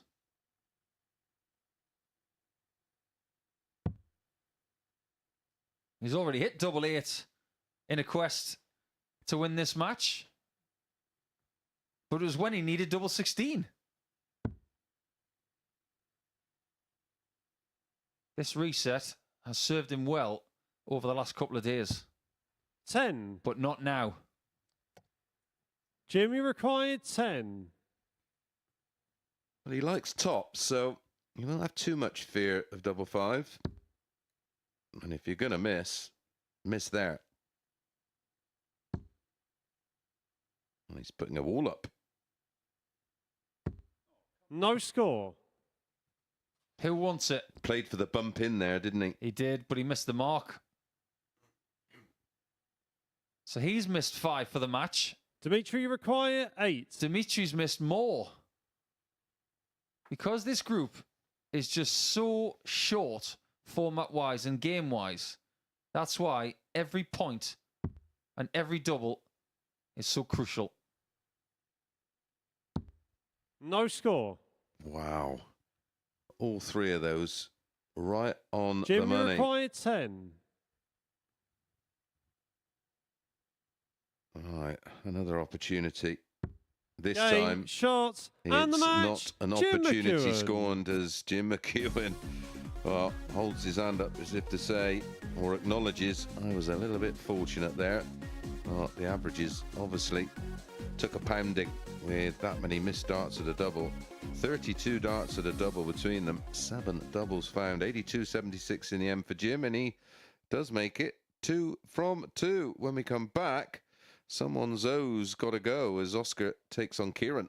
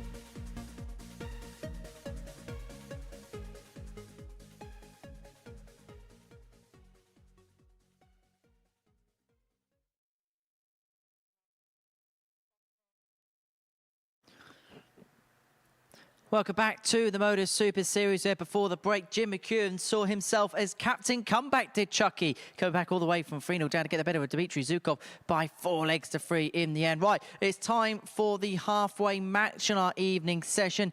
It sees Oskar Lukasiak in action against Ciaran Teehan. And watching this one down in the commentary box, it's a very good evening once again to Chris Mason and Paul Nicholson. Thanks, Henry. I wonder what Captain Comeback's superpower would be. Oh, that's right, it'd be comebacks. Well done, Captain Comeback, because Jim McEwan did indeed survive more match starts than I had fingers. I ran out of fingers, started on the toes, and by the time I'd got down there, the match was won by Chucky by 4 legs to 3. So we've got 2 people on 4 points in the table, and the others are all on 0, but that's about to change, as Ciaran Teehan will now take First on leg, it's Oskar to Sweden's throw Lukasiak. first. Game on. Winner will go to the 3rd position in the table, which currently has Ciaran's name on it because of leg difference. Something's got to change for Lukasiak here. And if we compare, 60. Mace, his first game on Monday to his first game here this evening, the one major difference is that he looked more comfortable, 91. but it was the same result. Yeah, absolutely. I can go all the way back to his first game, and it was against Connor Hopkins. He lost 4-1. He lost 4-0 tonight. 69. He only averaged 73.4 on that occasion. 76.55, so not a lot different. So that tells me there's some early nerves. 96. You've seen in different sports in the past how some people just don't start well. Batsmen, when they go to the crease, they take a lot of time to get their first boundary. People getting out of the blocks in the 100 metres. But 140. by the time you get to the point where they're in and they feel comfortable, they can obviously shine. But the biggest problem for Lukasiak in this group is that 93. he doesn't have any time to work with. No.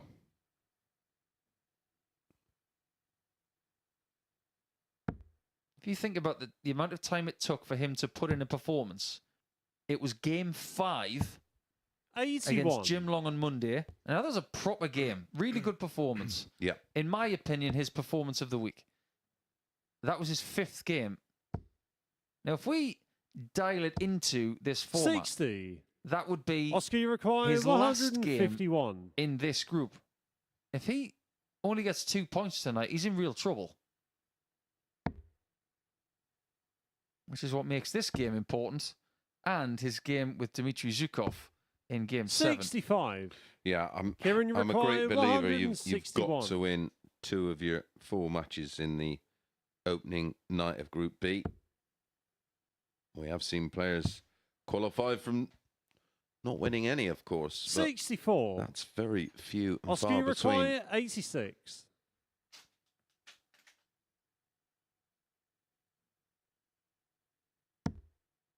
Doesn't get any 18s there. So 85 left. Fixes it. Double top. Game shot on the That first will leg. make him feel so Oskar much better. Lukasiak. That's his first double of the night.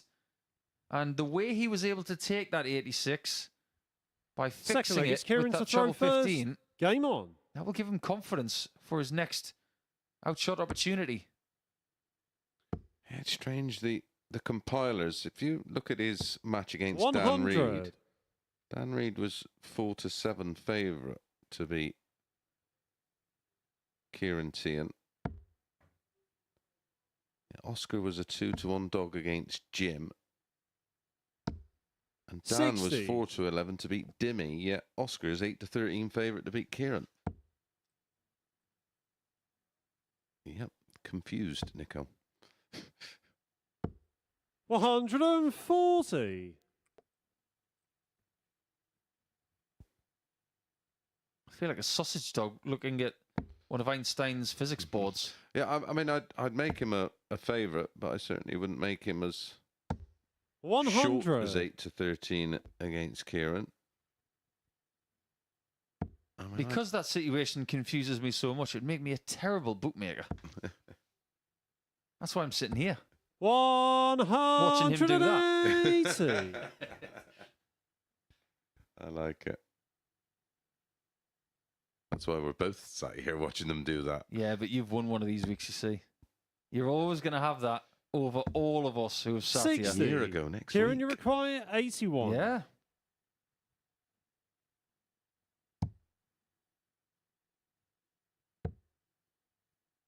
This is okay from Ciaran Teehan.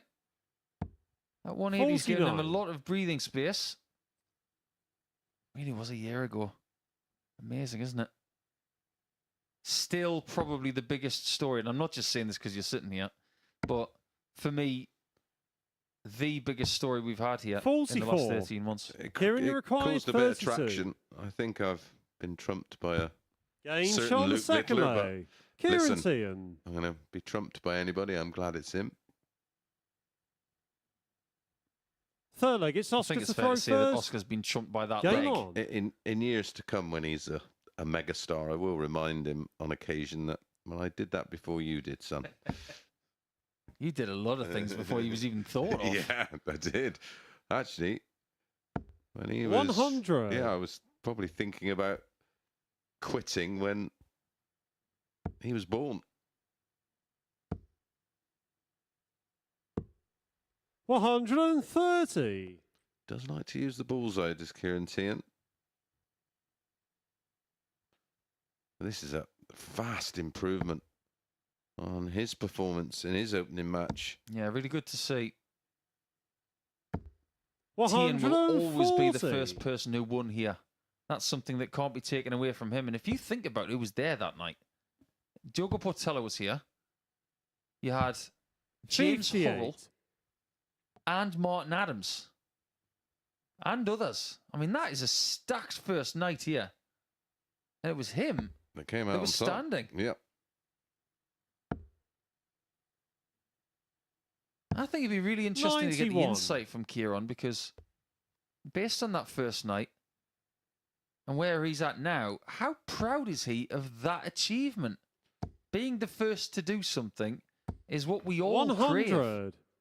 Oskar, you require 170. Well, the Super Series is it's gonna continue to grow and inspire. So in years to come, it will be something I hope he 134. remembers fondly. I'm sure he does. I know he's over the age of 21, but 100. if he was just under Oskar, the you age of 21, I'd require say he's going to grow 36. even more. He doesn't really want to grow anymore because he tends to stoop with his action anyway. This is a big shot for Oskar. How many times this week have we seen No score. 36 split Ciaran, twice? you require 113. I personally would have made sure of the one there and not bust. Clips 73. You could hear how close that was. Oskar, you require See 36. how much he's towering over that double top when he gets the dots out the board. Game Sean the Oskar third does find leg. it this time. Oskar With a 2-1 lead. Lukasiak. Made the right decision to go back for 36. In your career, Mace, Fourth was leg, there it's anything Ciaran that to you throw did first. Game first ahead of anybody else that you're really proud of? Like Ciaran's achievement here last year? Yeah, I 96. feel I won the first Irish Masters, which is the first tournament that was on the TV and on the radio. So you won the very first Darts on the Radio tournament, Yeah. and you're now a member of the Darts on the Radio 59. team. Yeah, the first ever 9-darter in the World Masters. And you think of the history of that event, was quite a proud moment. 42. Sadly, if it had been in the round after, I'd have received a substantial sum of money. There we go. That sort of sums things up, that one. What year was that one? I want to... 100. I don't know, 98 maybe? So late 90s, so Barneveld era. Yeah. Okay. I think I won the... I think the Scottish 97. Open took a a long break before returning. I'm going to check that. One of the biggest opens in the world, of course, the Scottish Open.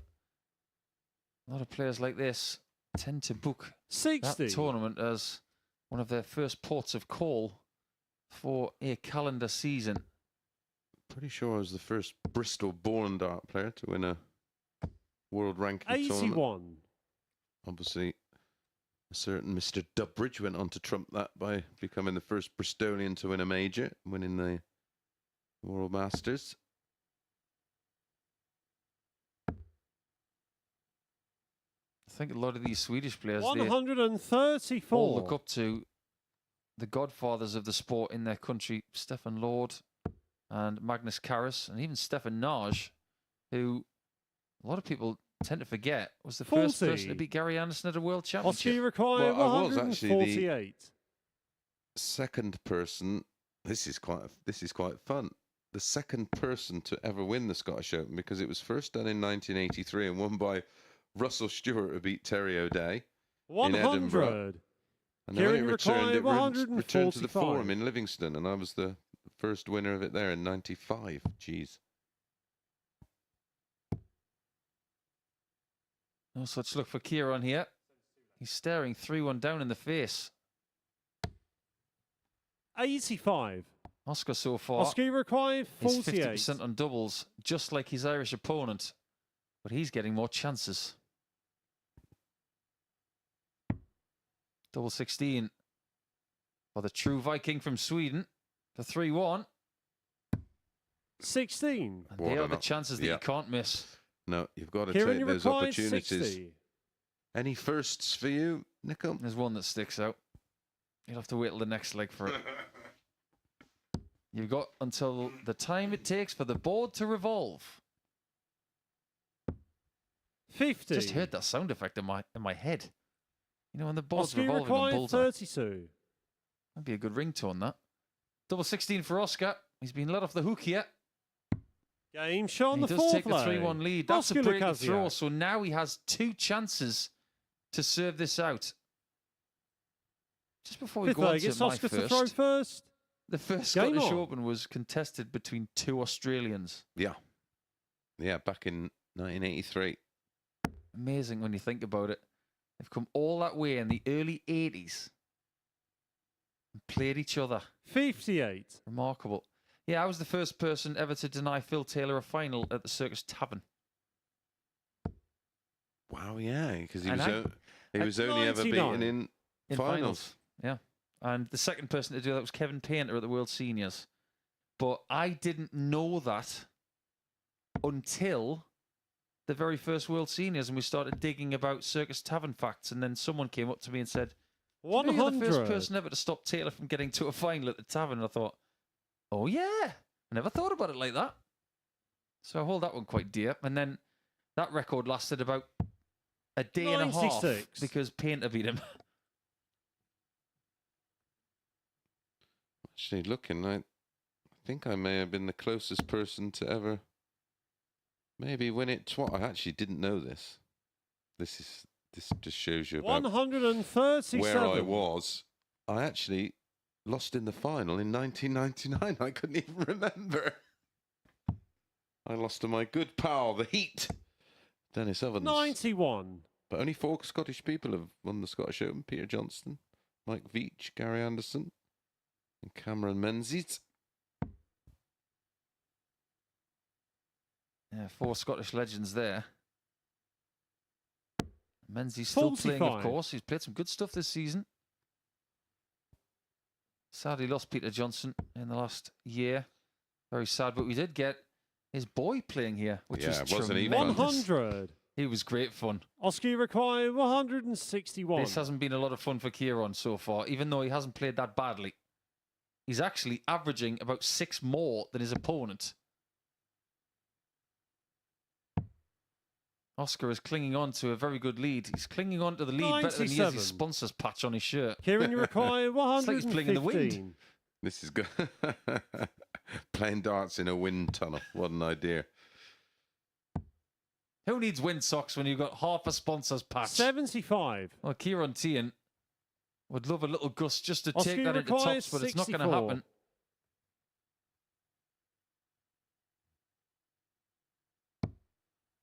Another one of those for a match dart at double 16, which he's already hit. There you Game, go, shot, Oskar and the Lukasiak, match. who was Oskar fancied by Mace Lukasiak. earlier tonight. He didn't get a good start, but he has found a slightly better performance in this one to beat Ciaran Teehan by 4 legs to 1. All of our games tonight, bar that 4th game, have all been won by a distance, and this one is no different. 50% on the doubles being the separating mark between those two, and the Swede gets this one by 4 legs to 1.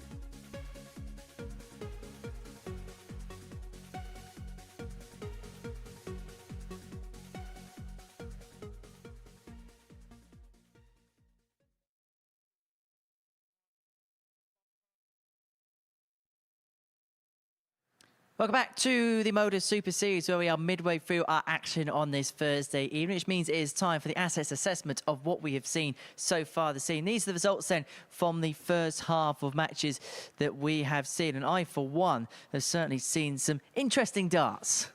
Yeah, that 4th game was very interesting. I actually lost count of how many match darts Dimitri had, and I think it's fair to say that Jim was very fortunate just to get the opportunities that he had, but he needed multiple opportunities to get over the line. And now he's in a very fortunate position because when he plays Dan next, there is the knowledge that somebody's going to get to 6 points. But tonight it's been a mixture of that game and a lot of people being trounced, which means that these two behind us really have had a really good night so far. Well, for Jim McEwan, it was a case of two completely different results, despite them both being wins. This first one against Oskar Lukasiak, 4-0 victory, and he just looked granite, didn't he, in that game? Yeah, looked really good. I think he took full advantage of a slow start from Oskar as well, which did ultimately happen in Group A as well. So we're starting to establish patterns with certain players. With Oskar, he has got his first win now, but he's got to get out of the blocks quicker. In a nightly campaign, especially in Group B, you can't afford to be losing your first game or couple of games and expect to be getting in the top 2 or 3. It just doesn't happen. And yes, you can find your way through by playing a little bit better later, but you don't have as much time to work with. Meanwhile, Dan Reid, the other player to have won both of his matches, has won both of them by a 4-1 scoreline. And perhaps after the last couple of appearances here, we asked a couple of questions of Dan, and he's come up with the answers so far. Yeah, that first game was a great answer. I think his doubling's been excellent tonight. There's been some flamboyance as well with some doubles, especially in the second game where there was a couple of them. But yeah, so far so good. And if he can walk out of here tonight with either 6 or 8 points, he's going to be cock-a-hoop. He most certainly will. Right, let's see how the land lies in terms of the league table at the halfway stage of night 1. As we know, Dan Reid and Jim McEwan both at the top of the table on 4. Just the assessment of the rest of the field in your mind so far. Well, I don't think Dimitri's going to be happy with the way he played at all. I think that last game is really going to be sitting in his mind. As for Ciaran, I think he looks fairly encouraging in certain legs, but he's very up and down so far. And it might be a bit of a scrap between those 3 behind these 2 who've just got that ideal start now and that cushion to play with, that freedom that Chris Mason talks about. And it'll be interesting to see what happens over the second half of play tonight, to see where people land before we come back for Friday night. Reid McEwan next. Big game this. Victor feel like they've really got their teeth into things. Absolutely. I think the best thing about this game is that they both have a great start. So now they can go out there with the knowledge that the worst case scenario is that they've got 4 points from a possible 6. That's not bad at all. But if you've got the 6 points, you're going to be looking down on everybody, and that is a cushy position. Well, Victor is going to take full command of the group. Let's see what happens then. Dan Reid in action up against Jim McEwan. And we can hand down to the commentary box where Chris Mason is waiting for us. Thank you, Henry. Yes, the winner of this tie very much in the driving seat in terms of qualification for Saturday night. I am pretty sure somewhere around 12 points will be more than enough to secure one of the top 3 spots required. And the winner of this one will be halfway there.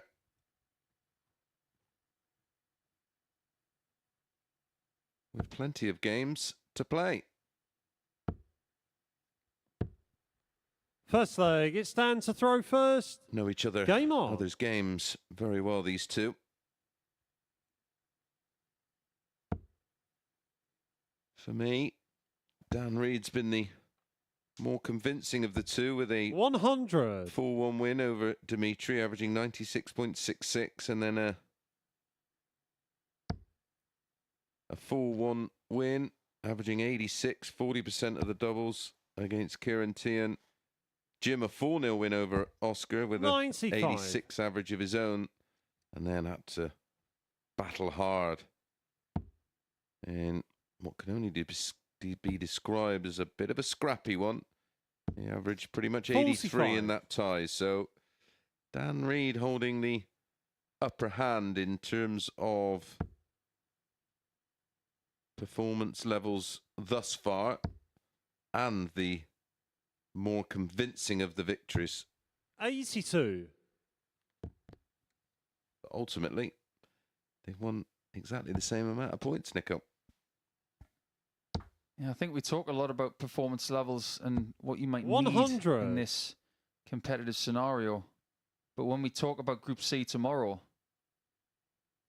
I think we're going to talk extensively in round 1 about people having very similar points tallies compared to very differing levels of performance. 56. Yeah, please join us tomorrow from 1 o'clock on our MODUS Super Series YouTube channel. All will be revealed in terms of the numbers. 121. We've also seen in the last couple of weeks that getting 8 points on a Thursday night is no guarantee of a cushy passage to Saturday night, because we did see Jared Cole a couple of weeks ago 58. win 8 points Daniel on a Thursday, but he got 135. nothing on a Friday. But still did progress. I was just saying before you got back into the comms box that 75. I think the winner of this is there or thereabouts. I think 12 points.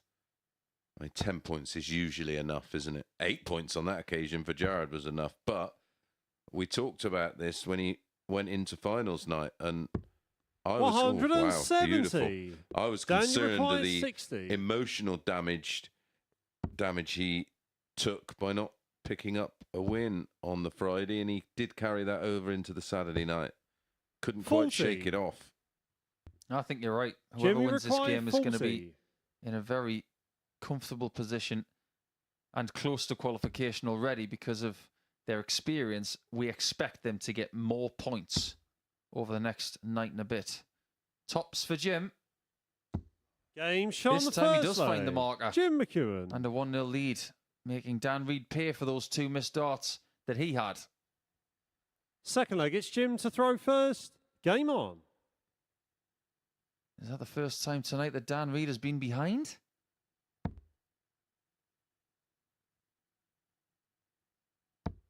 Some people can react differently to that. 60. When you constantly have those good starts and find your way to being ahead in every match, you think you're invincible. But then you come into a match that's very different. Yeah. 100. And Jim, of course, one of the most experienced players in this field. He will be aware that his performance level needs to improve to get a win here over Dan Reid. There is a 43. couple of monitors in the players' practice and rest area, as there is a monitor with the table on, and they keep a close eye on each 100. other. 100. What you see at home in terms of the average graphic that appears at the end of each match, they all keep an eye on that. They sure do. 45. They all want to know who's putting in the numbers. This throw of Dan Reid, and I've watched a lot of Dan over the last 60. couple of years. I've only just twigged who his throw reminds me of. And it wasn't the throw initially that reminded me of it. It was his flights. And you like those flights because they look like the ones that you use. Yep. But somebody 100. who you know very well used to use those flights as well. A certain Steve Coote. It's a very similar action. Not as quick, but the positions are very similar. Yeah, I wonder where he's getting those 85. flights at the moment, because there's been a bit of a hold up on them arriving in the UK. Decent ad. I don't use them for any specific reason apart from their weight 100. and size. Daniel required shape. 156. Because they're not very thick, are they? No, they're really thin, very light. Are they a 50 micron flight? I think they are. Their flights are measured by their width, not their size. Yeah, it's very similar to paper. 56. Jimmy Yeah, required 50 microns is very thin, which 153. means the flights are very light and flexible. Whereas Jim's look about 3 times as thick as that. Yeah, I like them because there's plenty of give, and they prevent a lot of these fierce deflections you get now with these molded thick flights. 82. Dan's Daniel already had a required couple of 100. double-doubles here tonight. Can he get another one? Intelligently, he's not doing it 90. because that guide was too inviting. Jimmy requires 71. Well, Jim's going to go 51 here because he likes tops and tens. Doesn't want to find himself on something like double 16, but that's 9, which leaves 62. So the bull will be calling his name if he gets the single. And he does. So bullseye for 2-0. 26. You don't Danny need me to required tell you how he 10. feels about that visit. Because nothing went right there apart from the single 12.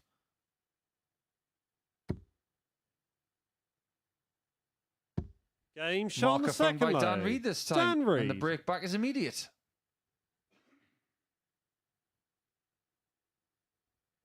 Third leg, it's Dan to throw first. Game on. Must be something about being from Berkshire and having dart shirts of this colour. Because it's very, very Luke Humphries. Which is not a bad thing 21. this week.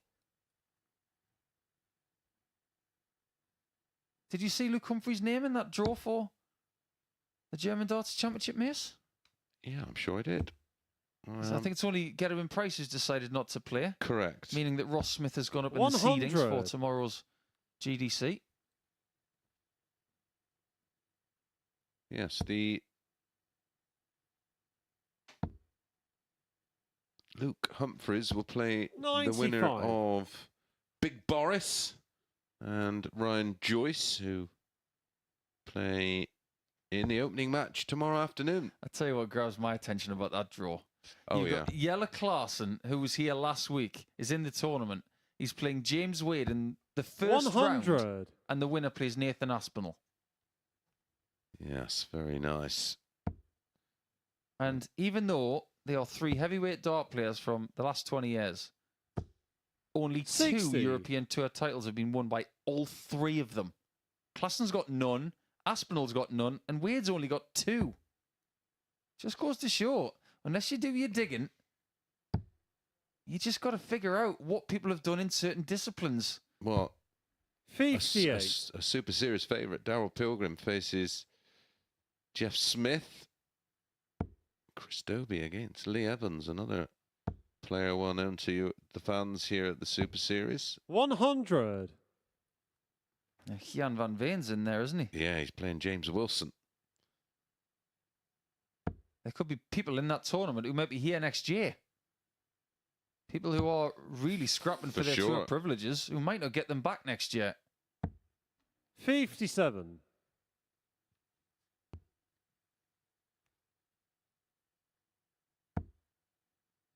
Josh Rock plays the winner of Stephen Bunting against, or Jeffrey de Graaf. 42. Expect Bunting to be facing Rock the way he's been playing of late. This is, well, that tournament, which gets underway tomorrow lunch hour, and then the Players' Championships next week, and then the players really do 83. go into a serious part of the season. European Championships, into the Slam, and into the Worlds. And a little trip to Minehead in between. 37. Yep, for the Players' Championship finals. Jim, you require 103. Can't wait for that. Time for the winter coats to come out again. With that air down You put them on on the in the Somerset summer. border.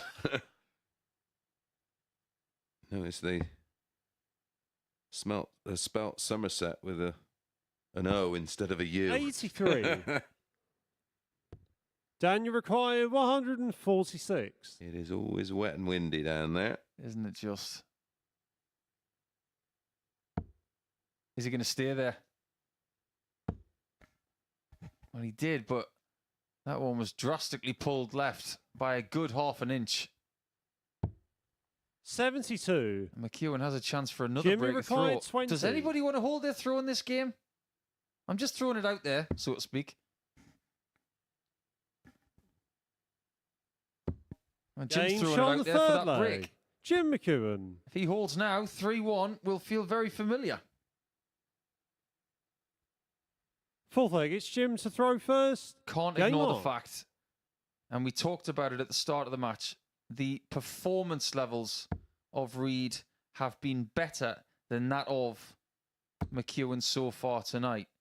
96.66 his first game. 100. Then it reduced to 85.92. But he has really not found his best here. This is 70. This is good to average to not good enough. 125. And that's being fairly critical, but Dan would agree that this kind of performance is not good enough for here. No. Are we starting to see someone who's the anti-Oskar 93. Lukasiak? Starts well, but finishes a bit like someone who's just run out of steam. Yeah, they're paying each other a bit too much respect at the moment. I thought they could 100. open their shoulders a bit in this game because they've both got 2 wins already. They can just go at it and not feel any pressure. Well, that would be how we would approach this match.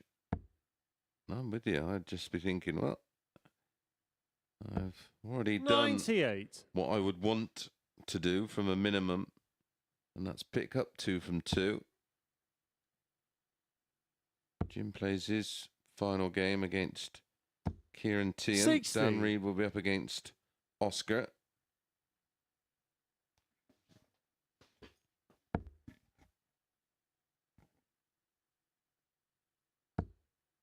This is good.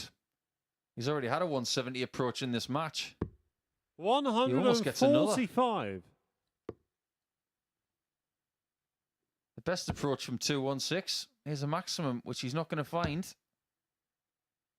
In fact, both players 100. haven't had a maximum in this game Jimmy so far. requires 65. Dan hasn't had a 140 yet. But he has been an absolute ton machine tonight.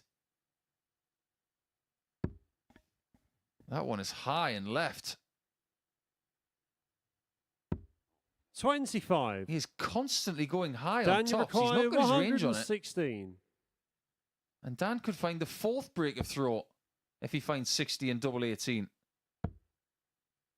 Again, dart 2 is pulled left. 54. And Jimmy this really requires is surprising 40. me, this game. It's being played as if their lives depend on it.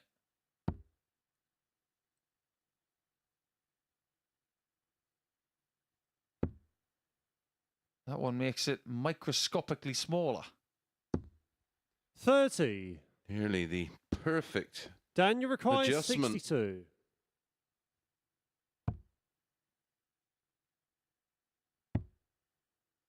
Double top for Dan. 22. And Dan doesn't dare. No, he's 1 from 7, Paul. Jimmy required 10. I think both of them right now would throw their doubles percentages in the toilet. Game shot on the 4th leg. Jim McEwan. Yeah. Yeah, 3 from 13, 23%. 1 from 7, 14% 5th leg, it's for Dan to Dan throw Reed. first. Game on. They have had a bit of a stinker, but I can assure you, if Jim McEwan makes it 3 from 3, he will care not. 100. One jot.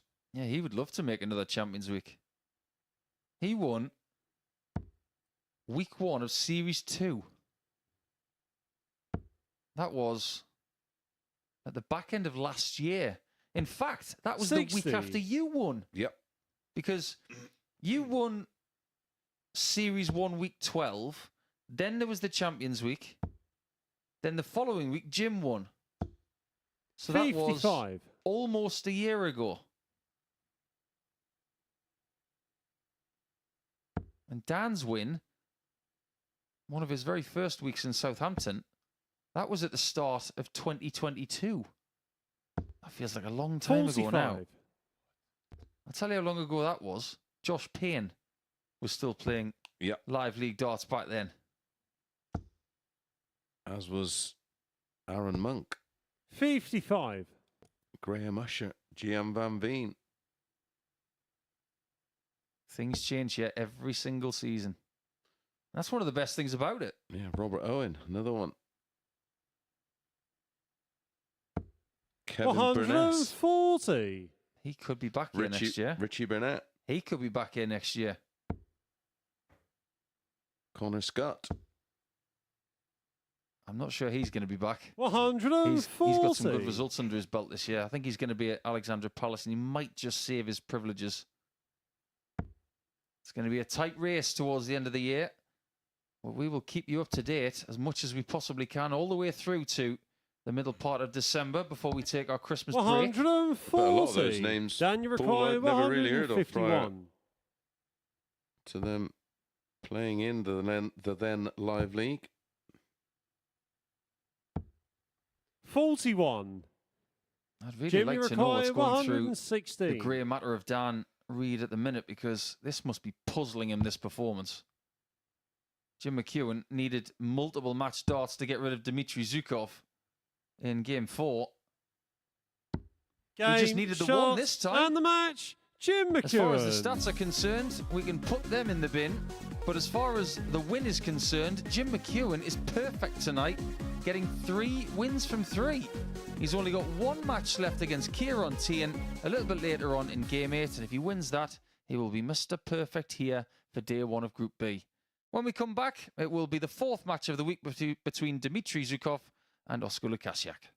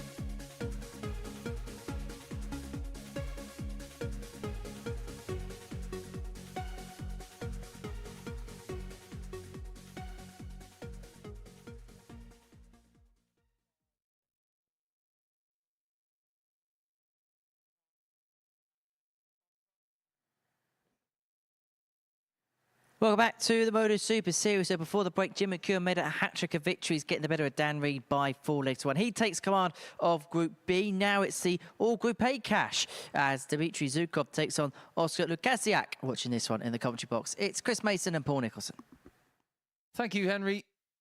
It is time to see who is the king of the Group A graduates, that's for sure.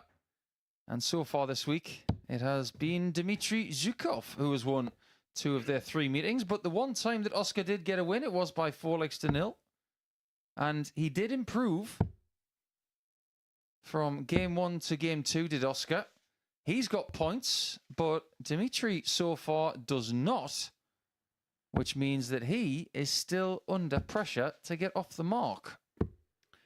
Yes, he's one of 2 players that still remain pointless alongside Ciaran Teehan. Long way to go, but I'm quite sure the panic button will be First pressed. leg, it's but Dimitri to throw first. I think it will be Game on.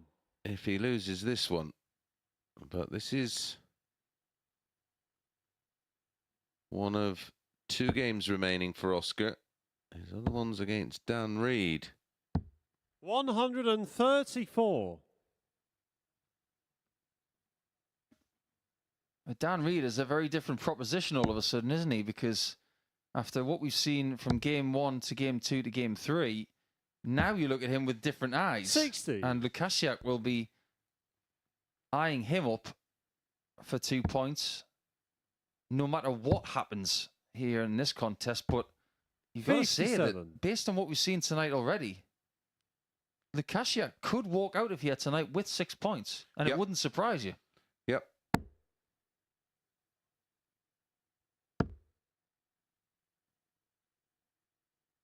And we do know from experience 85. that Lukasiak is a player that improves. 44. What have you found, Nico? I've been looking for something. I've been digging. And we've been talking about Sweden all week. I thought we could talk about the Swedish Open. Yep. Has been won by some great players over the years, and we love to go 125. That's a tournament that dates back. Now, off the top of my head, is there a player on there called Gordon Watson that won it? Possibly in 134. late 70s, early 80s, maybe? Maybe even earlier.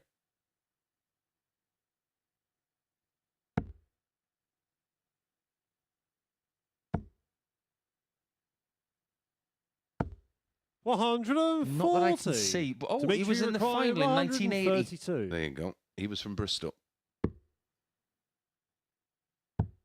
Fine, fine player. Lost to Tony Sontag. Very popular name when we're digging up old 59. results. Top Cat. Oskar requiring 91. No, that was Terry Collins, Top Cat, the king of the holiday camps. That's a good nickname. Did he have a red coat as well? He's done it again, 78. you know. That is common behaviour from Oskar Lukasiak. Dimitri requires What is 73. it about 74? Where he goes treble 16, double 13. It's the second time this week. Yeah, don't get it. And both times it was for a 91 checkout. 53. And Dimitri's not being as lethal Oskar on that requires tops 13. as he was maybe over the last couple of days. Is he plagued by all of those mismatched darts against Jim McEwan, I wonder? Oh, dear. well, okay. Well, that was nearly treble 3. 5. Was there a case there? Dimitri 9 required double 20. Because remember what Dave Chisnell did at a European Tour event recently? He finished 9 with double 1, 5, double 1. Well, it was such a nice marker dart for him, wasn't it? Or guide. 12. And that's the second time tonight that Dimitri's gone next Oskar door on a require 8. leg-winning double. The previous one, he hit double 8, going for double 16 for a match against Jim. Double 2 gives Game shown the Lukasiak a first break of leg. throw Oskar in Lukasiak. 20 darts. Puzzling stuff here tonight. Now, if you look Second back leg, it's at Oskar to the throw first. Game start on. of the Swedish Open, first one I've got recorded here, 1972, Yep. won by Brian Netherton, beating Ingmar Bjorling in the final. And then you go a little bit further down the track into the 43. mid-70s, won by Billy Leonard, of course, who was a News of the world. huge, huge superstar. Yep. Alan Glazier in 1978, Eric Bristow in 1979, and he'd That win was it. the He'd win it a few times. 97. And then you get yourself into the mid to late 80s with the likes of Bob Anderson and Dave Whitcomb. Mike Gregory. And then a Scandinavian winner in 1993 in Perskau beat Jan Hoffman in the final. An all-Scandinavian final. Yeah, and we lost 58. Jan, didn't we? Not too long ago. And you go to the late 90s, won by the likes of Richie Davis, Lamb Shop, 140. Roland Scholten, Raymond van Barneveld, the great Eric Claris. And then in 2000, won by our pal Kevin Painter.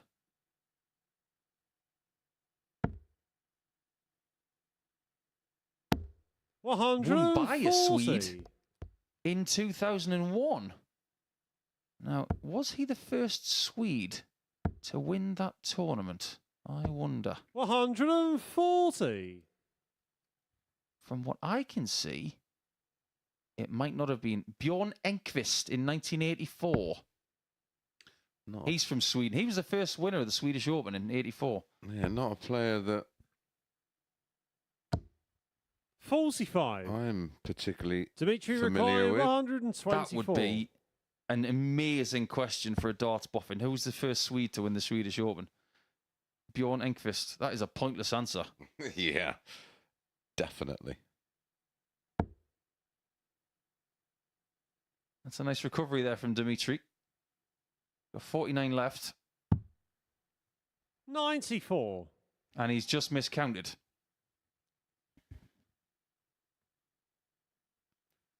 Not for the first time.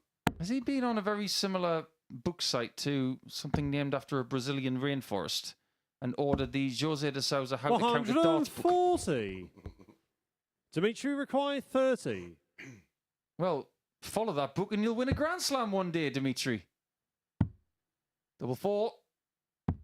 Too many missed darts at 26. double, and he might pay the price for it yet Oskar again requires with 75. Lukasiak in range here.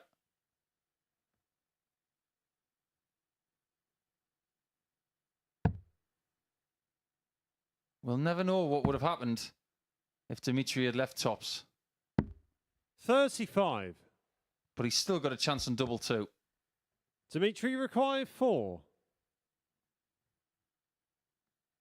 We always look forward to looking at people's numbers the night after they've played their games, but I guarantee you one thing, even with that hit, Dimitri Dimitri is not going to want me to read out his doubles numbers tomorrow. No, they are. Yeah, not good reading. Third leg, it's Dimitri to throw first. Game on.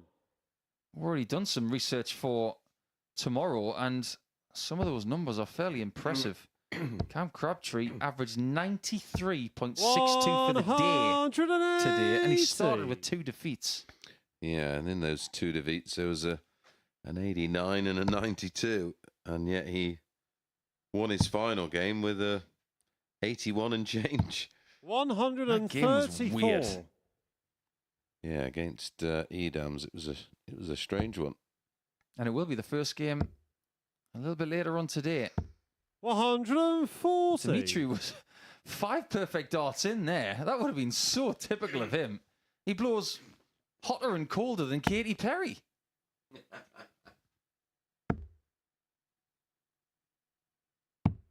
$99. I suppose I better ask the question a little bit later. You're hot or you're cold, you're yes 41. or you no. Is he yes in this game or is he no? From this position, he should be a yes. Yeah. Although I'm sure they like a bit of pop music in Latvia. But I don't know if they like Katy 43. Perry over there. Dimitri required 140. Everyone's got their own music and they've got their own likes and dislikes, of course. You might even listen to a lot of Irish music living at Inishmore. Beautiful island off the coast of Galway. Yeah. I bet the views from that island are terrible. Yeah, I should imagine that is something else to live there. Absolute isolation. Has to catch a ferry to go to a league game. 140. Dimitri That was a required bulldozing 40. 140 there from Oskar. And we haven't had a shortage Game of shot 140s the in this third game. leg. And I'm Dimitri going to Zhukov. illustrate that right now because if you think about this game as being a bit subpar, you would particularly think. Fourth leg, it's Oskar to throw first. For 3 legs, Game on. Look at the amount of 140s we've had. That's really good. Yeah, it was the way the match started. There was a lot of tension up there on the hockey. 134.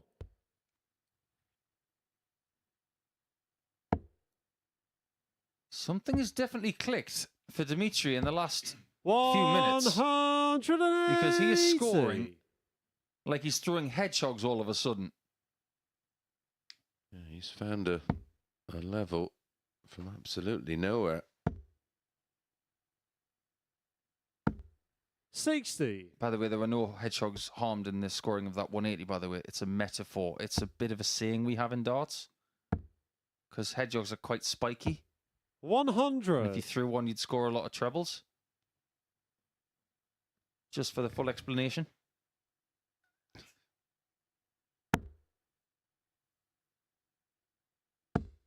It's like the other one. If you're not playing well, you couldn't hit a barn door with a bowling ball. 140. Or a banjo. 81. Oskar required Well, just 167. imagine from this blitz of scoring that Dimitri's found, Lukasiak can still find himself level. With those pristine yellow flights that were definitely not used by Victor Tingstrom this week. 78. Dimitri required 140. Again, I'm not sure about the ball with the final dart.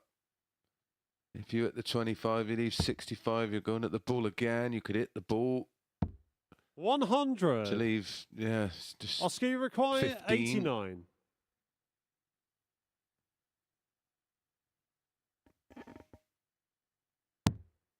Oh, that's a nice dart, though.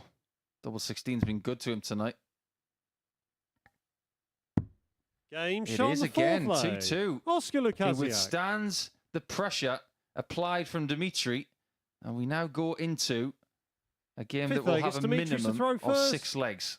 Game yeah, on. it's 5-3 in favour of Oskar in the 140 count, but that's cancelled out by the two 180s we've had in the match, and they've both come from this man. 140. Now, Dimitri is at a 95 average level at the minute.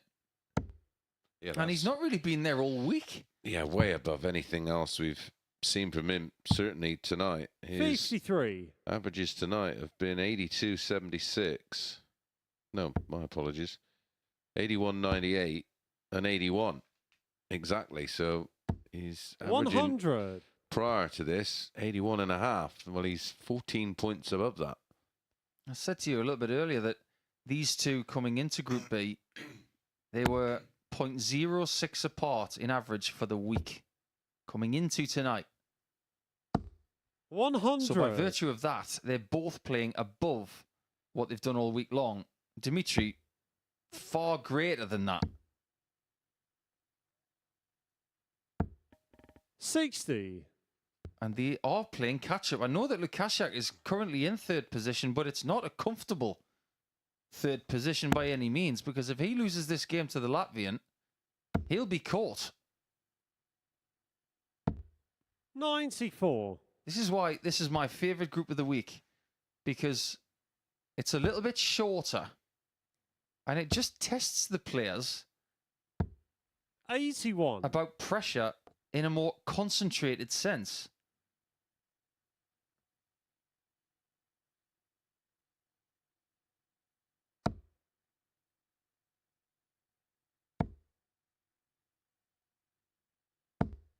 That throw was a 60. lot smoother than it was on Monday. Dimitri required 120. It was getting to the stage where we thought that he might be having a bit too much of a pause, if you know what I mean. Yeah, it was 60. very yippy. And he's not using the phrase from Die Hard.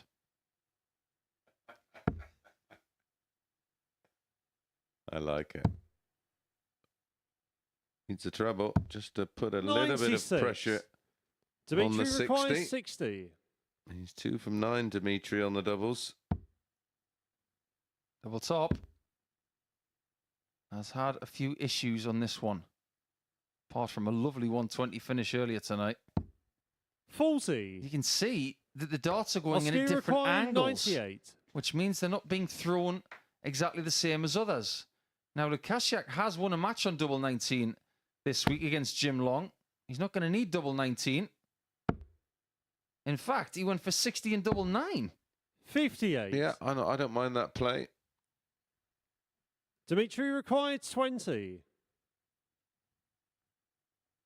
This game has had phases. Phases of brilliance. And times where it's just slowed down. 10. Oskar Well, he's very required fortunate 40. here, Oskar, to not only have been in this match, Game now he shot on the leads, fifth play. and he will Oskar throw for it. Lukasiak. How has he withstood the scoring of Zhukov in the last couple of Sixth legs? leg, it's Oskar And to I think throw that's first. why Dimitri is feeling Game so on. disconsolate. Well, Dimitri's 2 from 14, missed 12.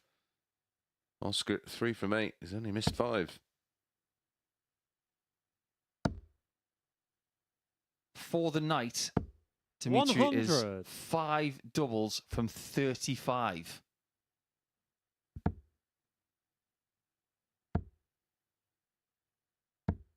He 81. hasn't even completed his third match. And he's already missed 30 darts a double. Wow. So for the night, he is 14%. A couple of players have had really bad times on the doubles 57. here this week. Connor Hopkins especially has been hovering around that 20% mark most of the week. Yeah. And he did improve a little bit today, did Connor. And it was good to see him get a couple of wins. In fact, 41. he was at 35% yesterday in Group C, which was great for him to do. But this tonight from the Latvian is going to keep him awake for hours. Yeah. He will be stewing this evening. 134. And not in a good goulash way. Ooh. That's not really the kind of thing I should say to you when you're fasting. 140. Destroy a goulash with a load of fresh, crusty bread and a load of salted butter.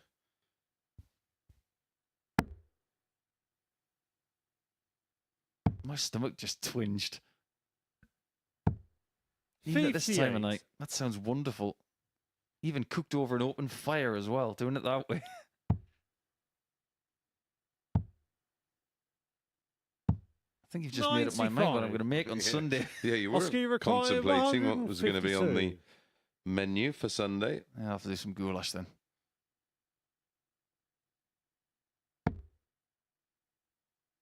That'd be a really good dish for Halloween. Goulash. 60. Dimitri required 144. Oh, this is a big ask to save the match, isn't it? And what does Oskar do on 92? I ain't got a clue. 42. Come on, answer the question then, Oskar. Oskar required Does he know? 92.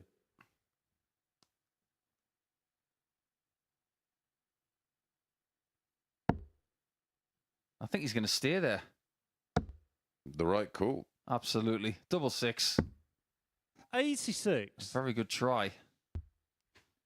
Dimitri All required his trials 102. and tribulations on the outer ring. I wouldn't be shocked if Dimitri pops this in. Not on this occasion. Well, that's what usually happens, isn't it? Yeah, you have a little bit of a famine, and then the feast comes. And he did have a real feast on the treble 20 in the middle of this match. 54. But this game could be up Oskar as Oskar requires Lukasiak 6. looks to draw level with Dan Reed on 4 points and leave Dimitri Zhukov and Ciaran Teehan on zilch at the bottom. At the bottom of the board, Shots, and the yields match, 2 points for the Oskar Swede. Lukasiak. So now he's in a very comfortable position, and he does get his second victory against the Latvian here in Group B for the week. It will be 2-2 going into their final match on Friday night. But Dimitri Zhukov, once again, is ruining missed darts at a double. When we come back, it will be the final match of the night for Chucky up against Ciaran Teehan.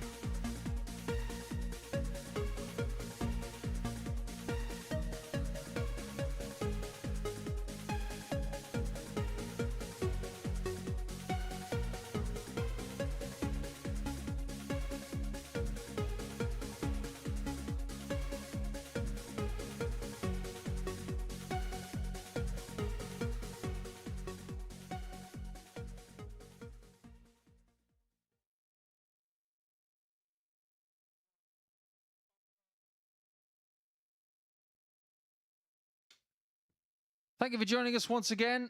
That is Jim McEwan. This is his final game of the evening, and it has been a rather good evening as well. 6 points from a possible 6.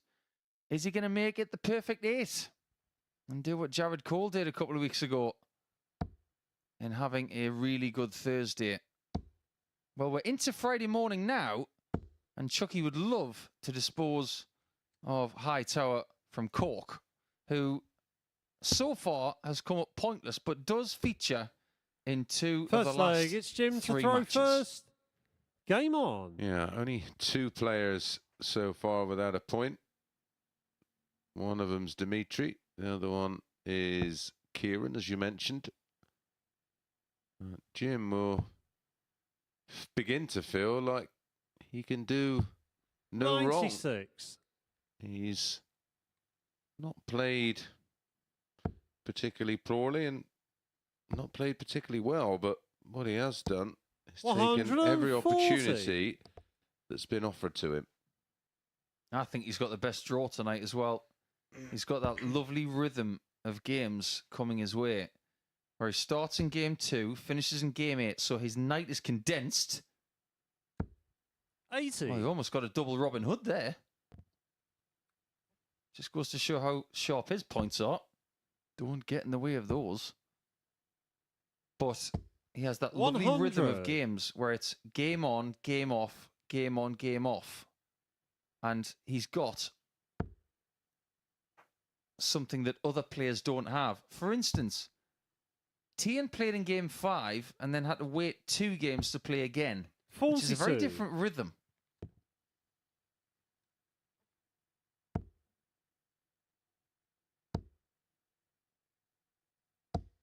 What about start here from 140. Teehan? No, 140, turn 140.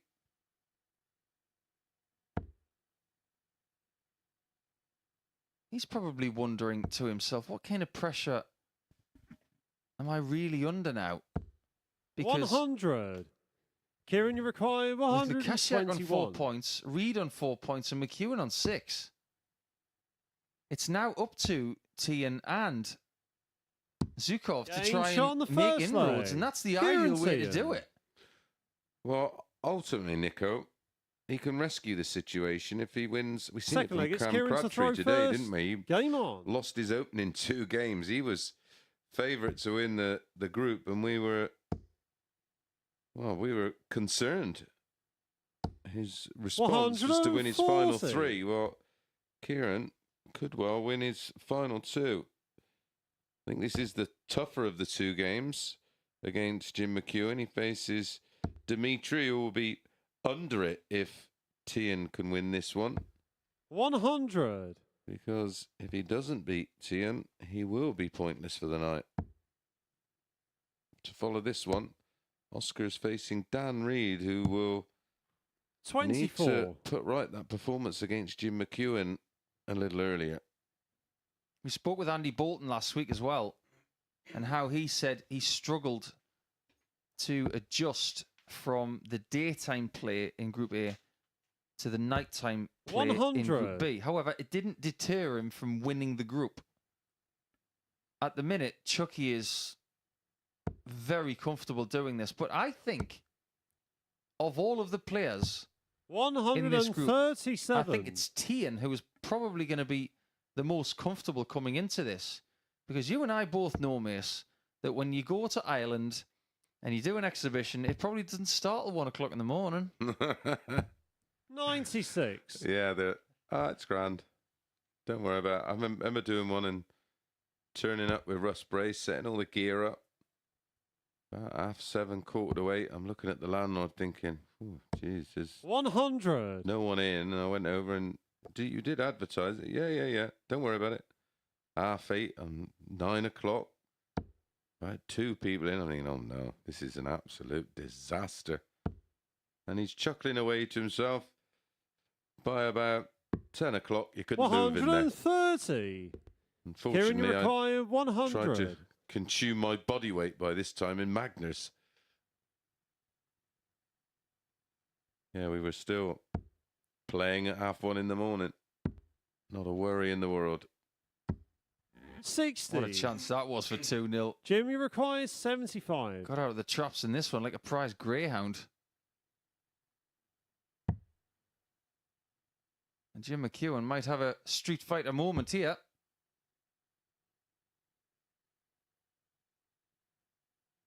Game He's a shot on the Street Fighter, second isn't leg. he? He just Jim won't let you McEwan. go. How often do we see that, Nico, where the single number is just the other side of the wire, yet the double sails in? Third leg, it's Jim to throw first. Just can't leave him on tops. Game on. Yeah, Or as they say, you can't leave him on tops. with one dart in hand, he's deadly. I actually played Jim, I think, on the first 100. weekend of the seniors events. We played on in the Friday night tournament, and we had a right ding dong affair. 37. I ended up having one dart to nick it, and that was all I got. He's got a Robert Thornton quality about him, hasn't he? Yeah. Something about dart players from Scotland who hit a lot of 180s and hit a lot of tops. 125. So that's Yeah. Jim, Robert, Gary. Endo. Yeah. It's all of them. It seems to be the Scottish blueprint for darts. I think John 42. Henderson held the record for the amount of 180s in a first round match at Lakeside. That rings a bell. Yeah, I'm That not was sure. in his debut, wasn't it? Yeah, I think it was. Yeah, it was a while ago. That's about 18 years ago, I think. 140. I think it was something like. I could be way off, but I want to say 10 180s or something. 140. I'll find out Jim, for you you. require 136. I'll be right back. Will Teehan be back for 282? He will. 419s will leave him tops after 12. 58.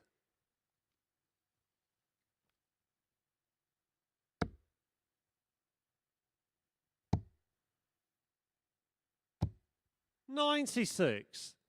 Jim, you require 78.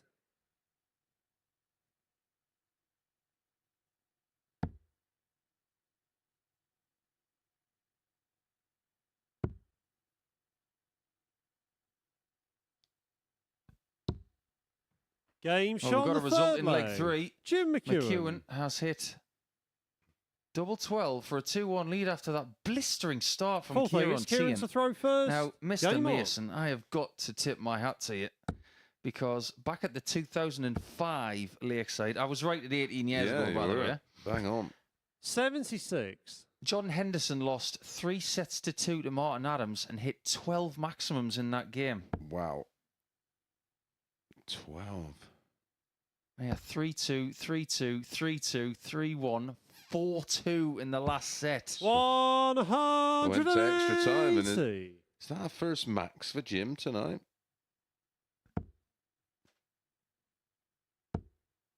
Didn't get any in his first game. 46. Didn't get any in his second game. Didn't get any in his third. So just imagine if he had hit maximums, well, he wouldn't have got any more points. Oh, like a bus. Or buses. Oh, 120. well, you can see the hole it left. Forgot his bus pass. Do they have red buses in Scotland? Aye. 137. Even with that 2 treble visit, Teehan is still in trouble because of the brilliance of McEwan. Or as Darren Webster would say, McEwan. 55. I wonder if he'll be going to coup school. Coup school? Yeah, I think he'll do a bit of coup school. He'd be a good man to have around any sort of venue. If anything breaks down, you just tell him Jim, to fix it. 146. He's like Bob the Builder. Well, in the question of can Jim hit it? No, he can't.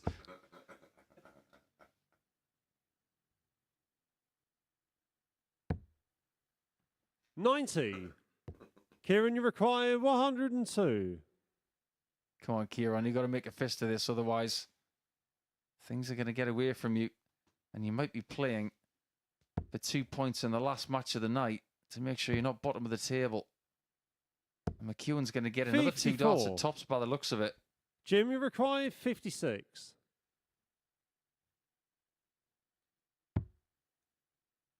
Double top for another break of throw.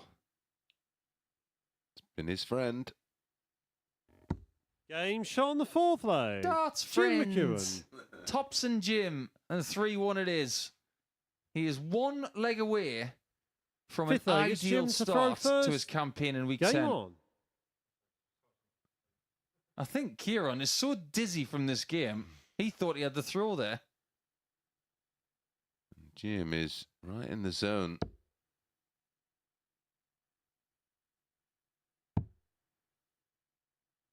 I love the zone, don't you? Such a wonderful place to be. 96. You feel bulletproof in it. And it's a place that you don't necessarily find very often.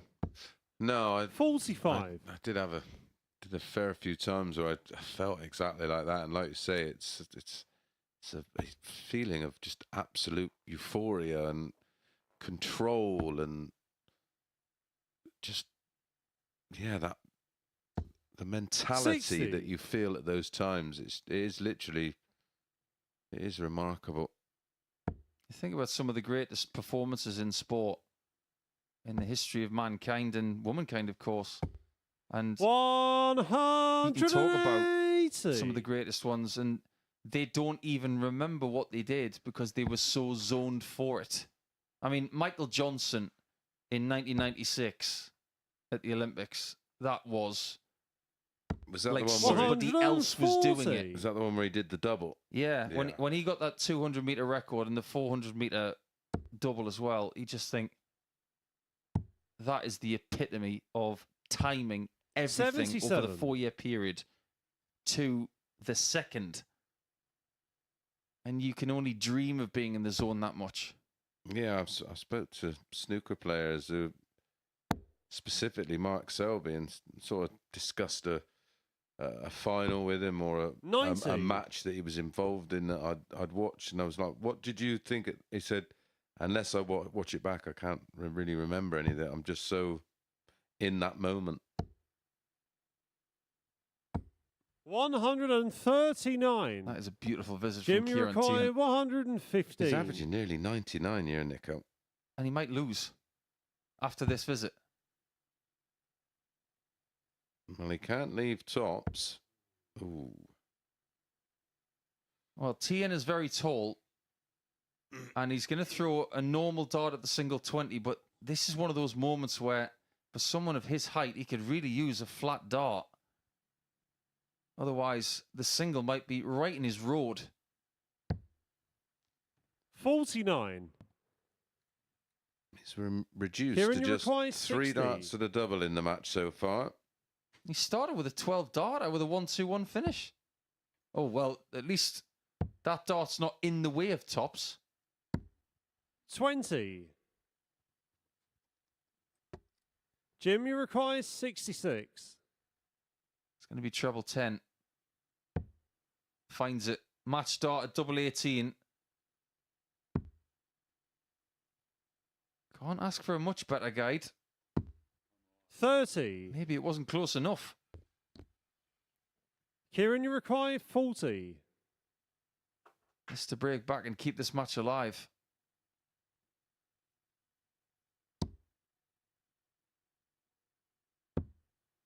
Double 5. 30. It's coming up dry. Yeah, what Jim, could you go wrong require for 36. Ciaran tonight has gone wrong. Game, Jim shots, McEwan doesn't and the needing match. Jim McEwan. needed asking twice. He absolutely slams that in the double 18, an average of 91.66, his best performance of the night. Same for Teehan, 92.54. Problem for Teehan, 1 from 7, 4 from 8 for Jim. When we come back, Oskar Lukasiak against Dan Reed.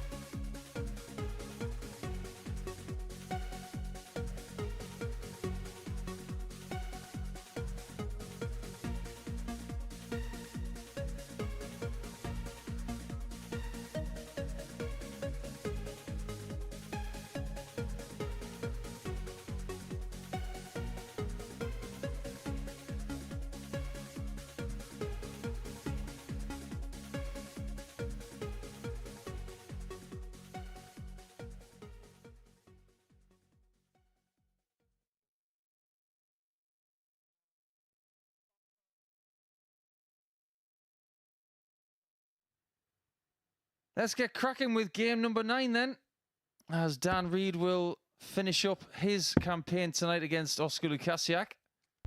Interesting times ahead because we have 2 players who will play in game 10, by the way, Ciaran, Teehan and Dimitri Zhukov, who are yet to get off the mark. First leg, it's Oskar to throw first. Game on. But these 2 both have 4 points. So somebody in this game is going to finish on 6. Jim McEwan safe in the house. Clubhouse lead after game, or should I say day number 1. 8 points and a leg difference of plus 11. 54. That's looking pretty cushy, Chris. Yeah, very, very healthy for Jim. And he's pretty much has 1 foot in the final, especially when you look at that separation 60. in the group with Dimitri and Teehan without a win. That will change because they meet after this one. But a win for either of these, and they'll be sleeping sweetly 97. this evening, because they will both know that could be as little as just another 2 wins from 4 tomorrow night. We'll see them into 60. Saturday night's final alongside Jim Long, and we'll know the other 2 tomorrow afternoon, of course, or this afternoon, should I say. Nico. 180. Look what he's left. What are you up to, Oskar? Nico's Dream 6. Oh, yeah. McEwan's done it 60. before. He's the only Oskar person who's done it here. 170. The all 350 in 2 visits. Jenks is the other one down in Southampton, isn't it? Come on, Oskar. Oh! You don't belong at the Oscars, you belong at the 98. Razzies for that. Is it Jenks, the other person? To Yeah, he did it against Fallon Sherrick. Yeah. Such a rare bird. You know they talk about holes in one in golf. 180. Well, how often do you get Oskar albatrosses? requires 72. Very rarely. And that's what the 350 is. It's an albatross. Is that a 2 on a par 5? Yeah, or a 1 on a par 4. 32. And Victor Daniel Hovland require 141. of Norway actually got a hole in one on a par 4 in a warm-up round at the Ryder Cup. Wow. He must hit the ball a long way. 22. Yeah, I think it was about 290 yards with a 3 Oskar wood. require 40. I couldn't fire out of gun that far.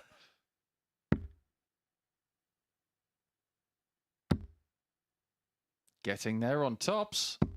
Game shot on the Got there first on leg. tops. Oskar Lukasiak. He didn't get the 350 and 6, but he did get the first leg. Nice tidy 18 darter there for the Swede. He Second leg, seems it's to be Dan to improving throw as the night first. goes on. But the other side of the coin is Dan is regressing at the same rate 95. after having a great start. Well, Dan can get a little emotionally invested in not just matches, but campaigns. We've seen it from him before. He can get a little down a little bit too quickly. 134. We get a lot of people asking about the things that we say. People watch their games back. We even had a couple of the Swedes on 100. Monday afternoon saying, make sure you say good things about us. And when Oskar said that to me, I said, yes, sir. Because he's a lot bigger than I am. But you're right about Dan. He does get emotionally invested. And 100. if he's not aware of that, someone should make him aware of it so he can learn from it. Yeah, I think he is. 136. I think he has on occasion. I've had a couple of chats with him, but I think he wants to go too deep, and I'm always wary about making a 44. small Daniel problem require 170. into a big one. Sometimes you can make a mountain out of a molehill. 130. Yeah, you might want to dig yourself a little hole at the beach for a bit of fun, but the last thing you want to do is end up with lava spewing out. Only dig down as far as you need to dig. Yeah, 75.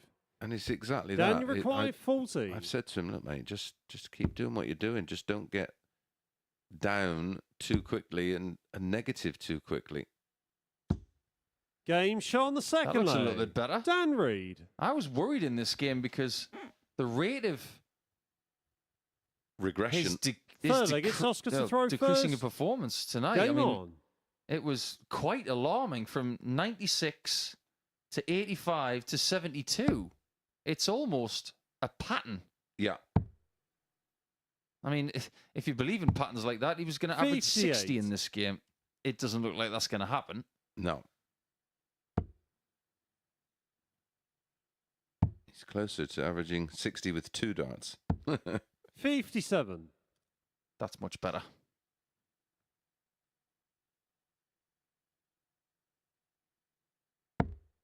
And you know how I like a bit of OCD stuff. You know, I'm always talking about things that match, and 60. I could never throw Dan's darts. Do you know why? I don't think those stems go with those flights. No. I agree. 85. They got to be red or blue for me. Yeah, totally. Yeah, I think Dan needs to smile more, and I don't mean not take the game seriously, 60. but just when he's playing well, enjoy that moment. I can say that wholeheartedly because I didn't smile enough. I was way too intense for my own. 42. It's exhausting, isn't it? It is. It takes such a toll on you. And every now and again, you need an opponent that brings that out of you. Yeah, well, listen, like any great matchup, you need a good dance partner. 59. Weirdly, I had a couple of opponents who used to bring that out to me. One was MVG. I was always relaxed when I played Michael. Yeah, mine was Lloydie. We would give each other plenty and then smile at each other. Robert Thornton was my other one. Yeah. I had some 60. battles with him. My word. So, some of my greatest memories as a player come against Robert.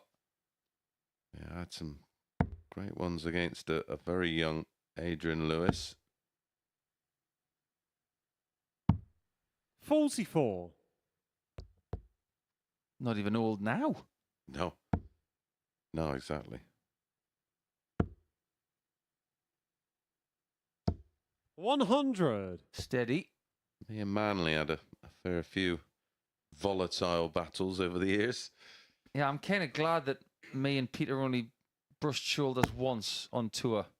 Because I get the feeling that if I'd have arrived maybe 5 years a little earlier, it might have got 140. Dan, you require quite interesting. 157.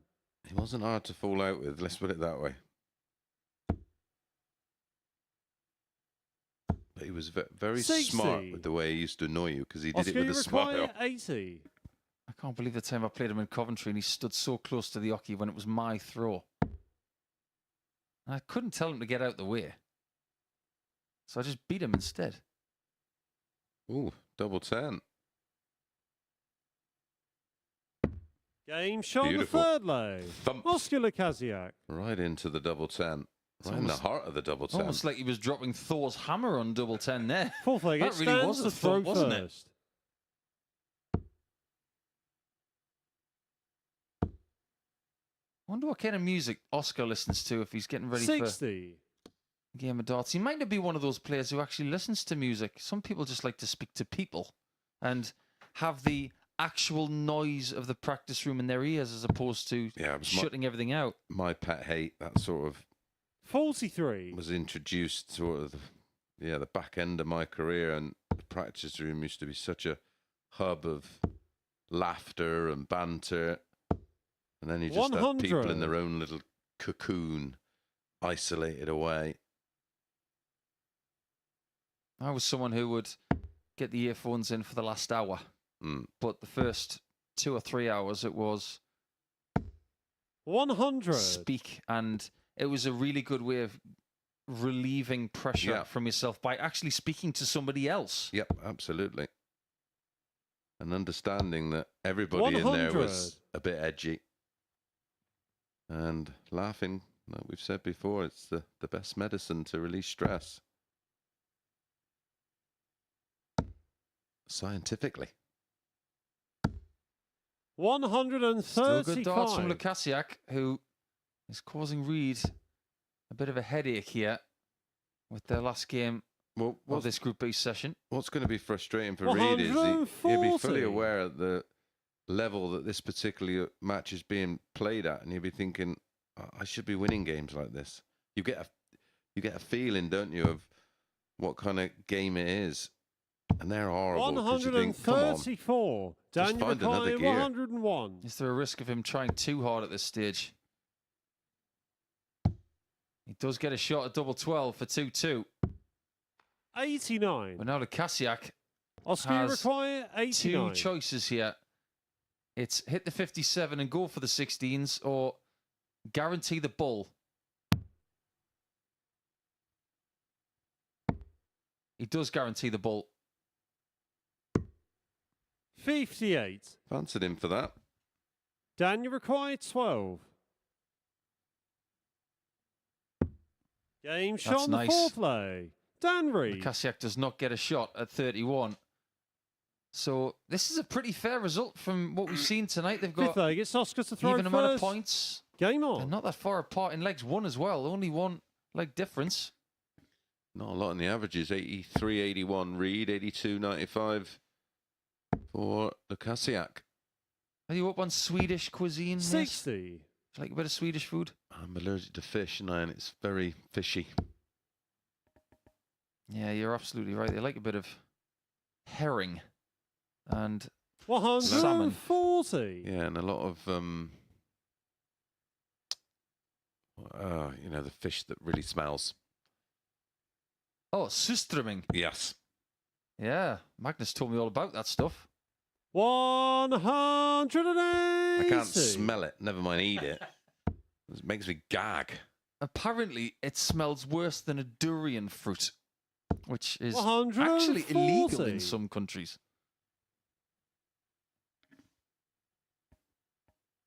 Yes, I'm a food nerd. Yeah, and that particular fruit that Nico's referring to smells worse than the bottom of a bin in the height of summer. Full of old socks. And the content of my cat's litter tray. 100. Oskar, you require 121. You can't split them in legs, on points, and what they've left. Oh, it's a good recovery. Single 6. 81. Well, why didn't he go single 20 Dan, for double you require 13? 121. I just don't understand his counting sometimes. I would have understood that 51 though. 57. This is a really good Oskar, quality require leg 40. from both players. Yeah, it's a strong response from Oskar. Can he pin the tops? Neither of those were any nearer near. Game But shot yet on the again, fifth lay. finds Oskar the Lukasiak. middle of double 10. Almost James Wade-esque on double 10. Sixth leg. It's Dan to They've throw got the same first. sort of look going on. Beard, glasses, double 10 prowess. Never going to mistake him for James Wade because 54. he's wearing a shirt that is not very dark blue with very small pinstripes on it. He's not changed that dart shirt in, what is it, Well, 11, 12 years? Yeah, and he went through a stage where he was changing his shirts as many 96. times as he was changing his nickname. 009. Gladiator. Machine. Who's had the most nicknames? 140. Richard North. Gary Anderson's he was the Dream Boy. Smiler. Yeah. That was the early one. And the Flying Scotsman. I don't think he likes any of them. No. 41. Dream Boy. That's such a good Although nickname. I did love those foul fashion shirts. Thought they were class because they were just so different. 100. But the ones that Gary used to... Yeah, with the tartan on the... Oh, yeah. I thought you were talking about the ones he used to wear, the really shiny black ones. Yeah. That was the Men in Black era, wasn't it? Yeah, those shiny black shirts he wore with, you know, the hoop earring in his left ear. 100. And he was using white pear-shaped flights. That was the Dream Boy phase. Yeah. 100. Doesn't like people talking about it. No, I often have a bit of banter with him about that. Yeah, he looks slightly different these days with a flat cap and fishing rod. That's when he's at his happiest. 58. Terrier. Dan, you require 107.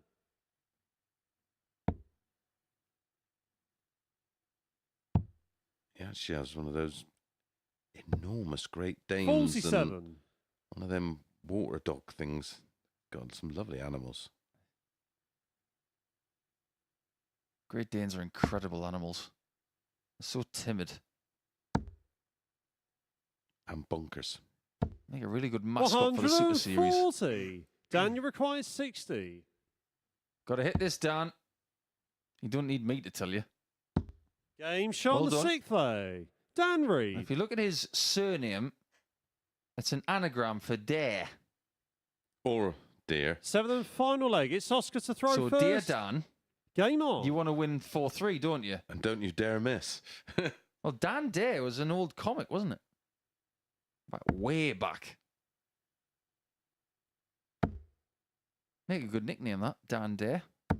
180. Well, that was like a Prince track, lipstick, powder, and paint. That wasn't Prince, was it?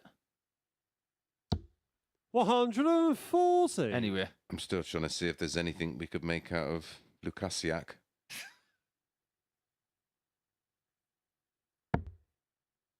Well, that was a brilliant reply from Reed after the max.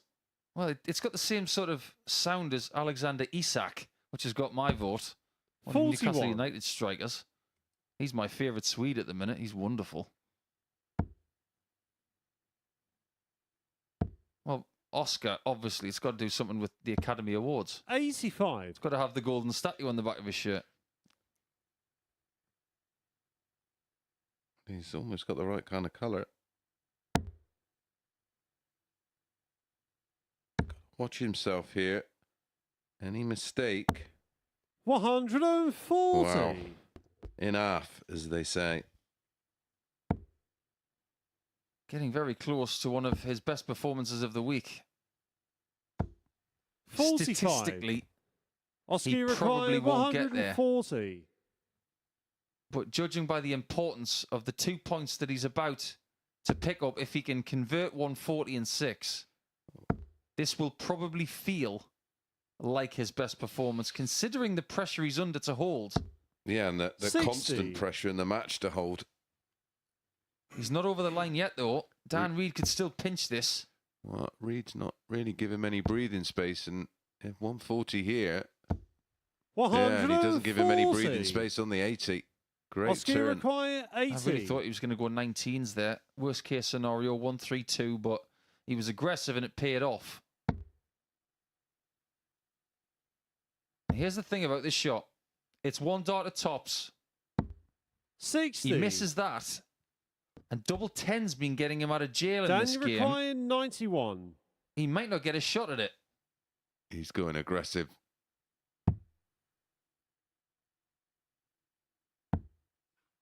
Went 54 for double 10, and 42. well, he doesn't think he's getting another go, Paul. Oskar required 20. Oh, look at how much he's invested into this game, concentration-wise. He is livid with himself. And how Game, good shots, was and the Oskar at match, double 10 Oskar in that game? Lukasiak. And what a recovery, considering how he started tonight. He lost to Jim McEwan by 4-0, and since then, he won 3 straight games. And he deserves all the credit in the world for the way he's got himself off the canvas tonight. You saw what it meant to him at the end of that match. And he wins a tight one by 4-3. When we come back, it's the final match between Teehan and Zhukov to see who finishes on 2 points for the night.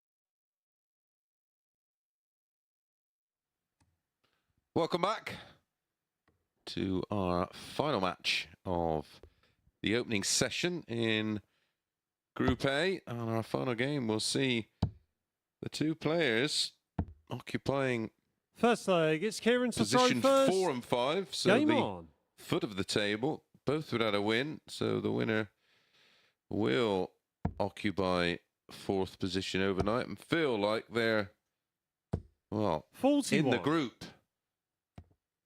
But for either player, tomorrow is going to have to be a perfect day. There is 100. a scenario, Mace, where this fixture could tell us an awful lot before we have game 2 tomorrow, or should I say later on Friday night, because if somebody does the double, 140. someone could be left on 0 points with 2 people on 4 points and 2 people above that. Now, why is my... 100. I mean, I am tired. I am sleep deprived. But did the week Ciaran Teehan won it down here, did he not lose all of his games on the 58. Thursday and then... Or am I thinking of somebody else? Are you thinking of Dave Pallett when he lost all of his games on Thursday and then won all of his games on 134. Friday and then he got through by the smallest of margins? Yeah. But if you remember, Ciaran Teehan, when he won his week here, he played in Southampton during the week and had a Dimitri dismal required Group A. 167. Then came through Group C and won the week. Right. I will 81. check my notes, but I think Teehan has done that on a Ciaran, you require 141. on a Thursday and Friday night. Lost all his games and then returned the next night and did the business. It wouldn't shock me at all.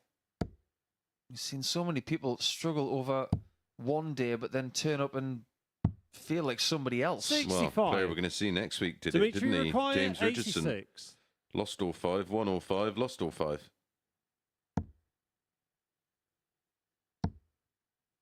That's greedy. Yeah, it's just unnecessary with your opponent on 76. And read the way you've played tonight. Yeah. You haven't got any points. Play the safe card.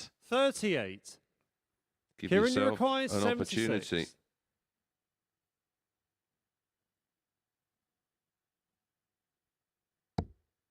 That's a nice start from Ciaran. Game shot on the That is first a lovely leg. finish. Ciaran Yep. Teehan. Nice way to start. Couple of ton plus scores and a nice kill of 76. Second leg, it's Dimitri to throw first. Making Dimitri feel Game a on. long way from home, but he's a lot closer to home than you think, because these both live in Ireland, and I'd be surprised if they 57. haven't come across each other in an Irish tournament at Yeah. some point. Well, one lives on the Emerald Isle, the other lives on a island off of the Emerald Isle. You think about 100. Ireland as a country, it's provided some great Irish talent over the last 20, 30 years, but it's a country that's also given us 140. other people who are originally from other countries, like Radek Zagansky, fabulous Polish player who played in the final of the Tom Kirby Memorial, but 84. represents Poland now on the Pro Tour and is a very good player.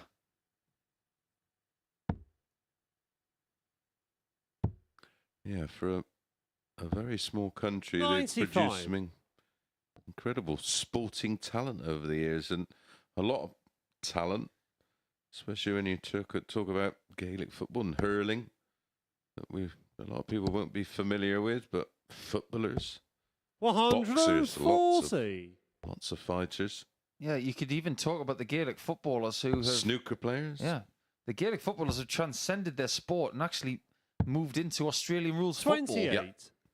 And some of them became some of the biggest names in Australian rules football's history. Playing for teams like the Melbourne Demons, Collingwood, 93. the Western Bulldogs. Yeah, lots of athletes as well, cross country, very popular in. Oh, Sonia O'Sullivan, Yeah. what a long distance runner she was. Incredible for a small population. Not bad at golf either. With Paddy 137. Yeah. Harrington, three-time Ciaran, major you champion. require 84. Golfers as well. McElroy. Another great first start from Ciaran. Game And shot another the good second kill. leg. Ciaran Teehan. They're averaging very, very close together, but it's Teehan who is teeing himself up. Third leg, it's Ciaran to throw first. Darren Game Clark, on. another one. Yeah. And the Ryder Cup, the next time it's in Europe, is in Ireland at Adair Manor. That's quite pretty. Yeah, you showed me some 41. pictures of it the other day. It looks absolutely stunning. Next one's in New York at Bethpage Black, which is actually a public golf course. Just very, very hard. 100. And it will suit the Americans when they take it there, but Adair Manor is just like a postcard. It looks like heaven. 97. But then again, there are places in Ireland that just defy belief. I remember the first time I ever saw Blarney.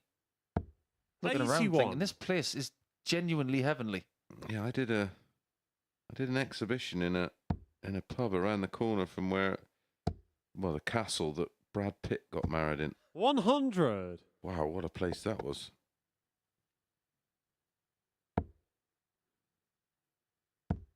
See, that's what we miss about going to Killarney with the PDC every 85. October. Going down to Kerry and getting some of that Atlantic Sea air. To another thing, they've produced lots of rally drivers 137. and rallycross drivers. It's almost used to be a national sport in Ireland, rallying. Still very popular. 87. Ciaran, you require Yeah, they've had 126. some talent in the octagon as well. Yeah, when we used to go to Killarney is where I met some friends there who come to watch the darts. One of them was a co-driver, and he actually introduced me to some of the great rally drivers of 86. Ireland. Dimitri, you And require actually took me up through 148. a rally stage. Yeah, that was an eye-opener. You still got your hair? I'm not really sure what's got into Ciaran Teehan here because everything seems to be getting ticked here. Yeah, every box being 76. ticked at the moment. Ciaran, you require Just 40. keep it going. Yeah, 3-zip. Game Yeah, it's shot very the third tidy. leg. 50 Ciaran darts for the first 3 legs. And the 90s ad pool, this is a fabulous response. Fourth leg, it's Dimitri to I throw agree. first. He's had Game on. incredible composure in his young career. He's played at Alexandra Palace before. He's played some legendary players before. But 140. he's been challenged now in this situation. And in this game, he is succeeding Well, as it stands. he could have quite easily, copped here with the way things have gone so far tonight. But 140. he is grafting hard. And when Dimitri does find a good visit, he's backing him up. 100.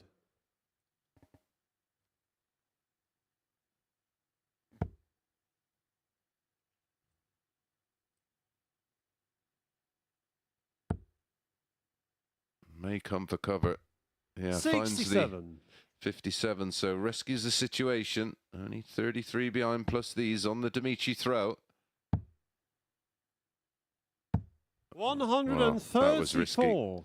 Had he not found the second treble 19, he would have left a bogey. 99. Dimitri require 127. Is Charlie going to call it? 127 in game? No, he's not going to go ball, surely. 95. Wow. Had he found the treble, he'd have been back to 127. 99. Dimitri Will requires this just 32. be a consolation leg for Dimitri? Game shot on the fourth leg. Dimitri Resist the Zhukov. start of the get back from the setback of being 3-0 down. Fifth leg, it's Ciaran to throw first. Game on.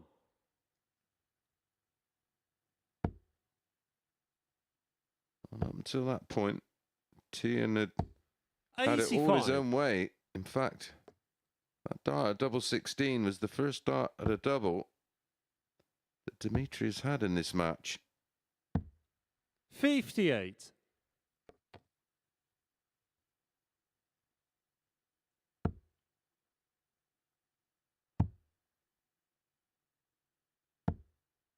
$21. Yeah, that was a bag of nails, as the great Sid Waddell would have said. 60. Troublous visits from Zhukov.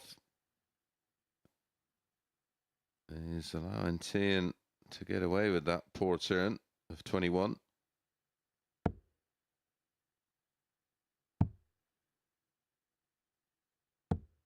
$93.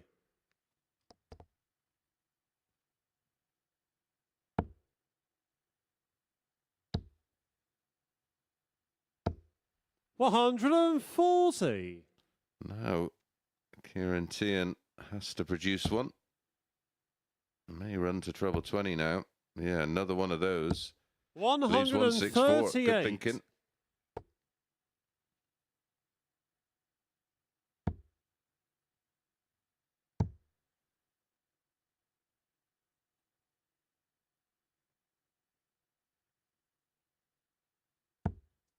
$47. Ciaran, you require 164.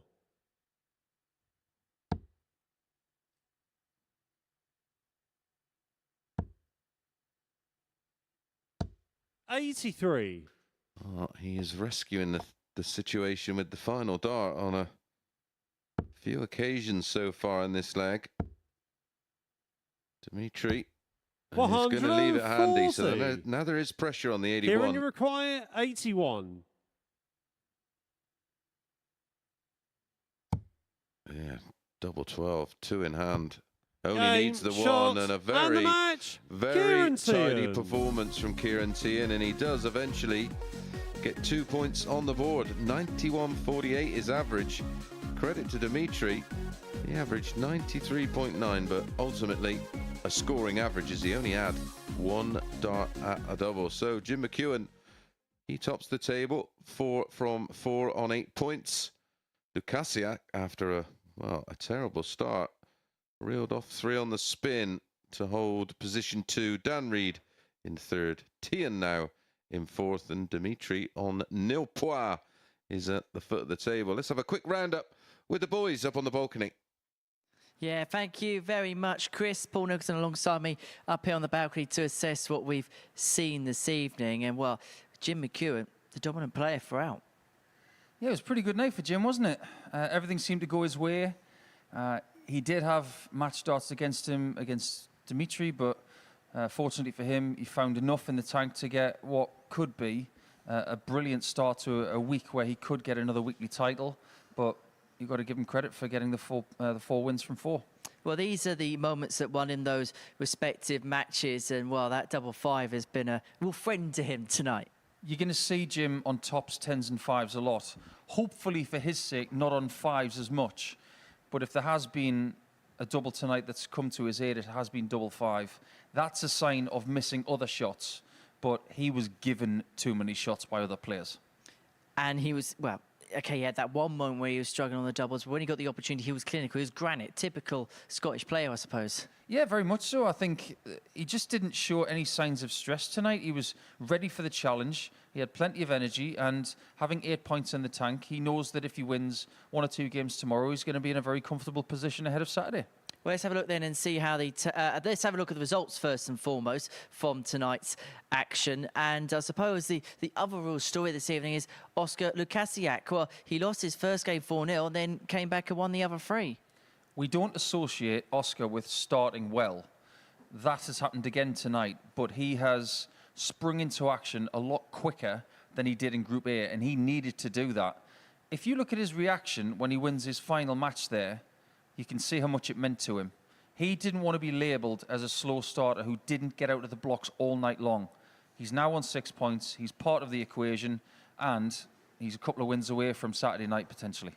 Well, let's have a look then at the table before we depart you this evening. As you can see, Jim McEwan leads the way, 8 points to his name. Oskar Lukasiak on 6 points. Dan Reed won his first 2 games and was top of the pile early on in proceedings, but he ends the day in third. Ciaran Teehan in fourth, and Dimitri Zhukov looking to get his first win of the group tomorrow.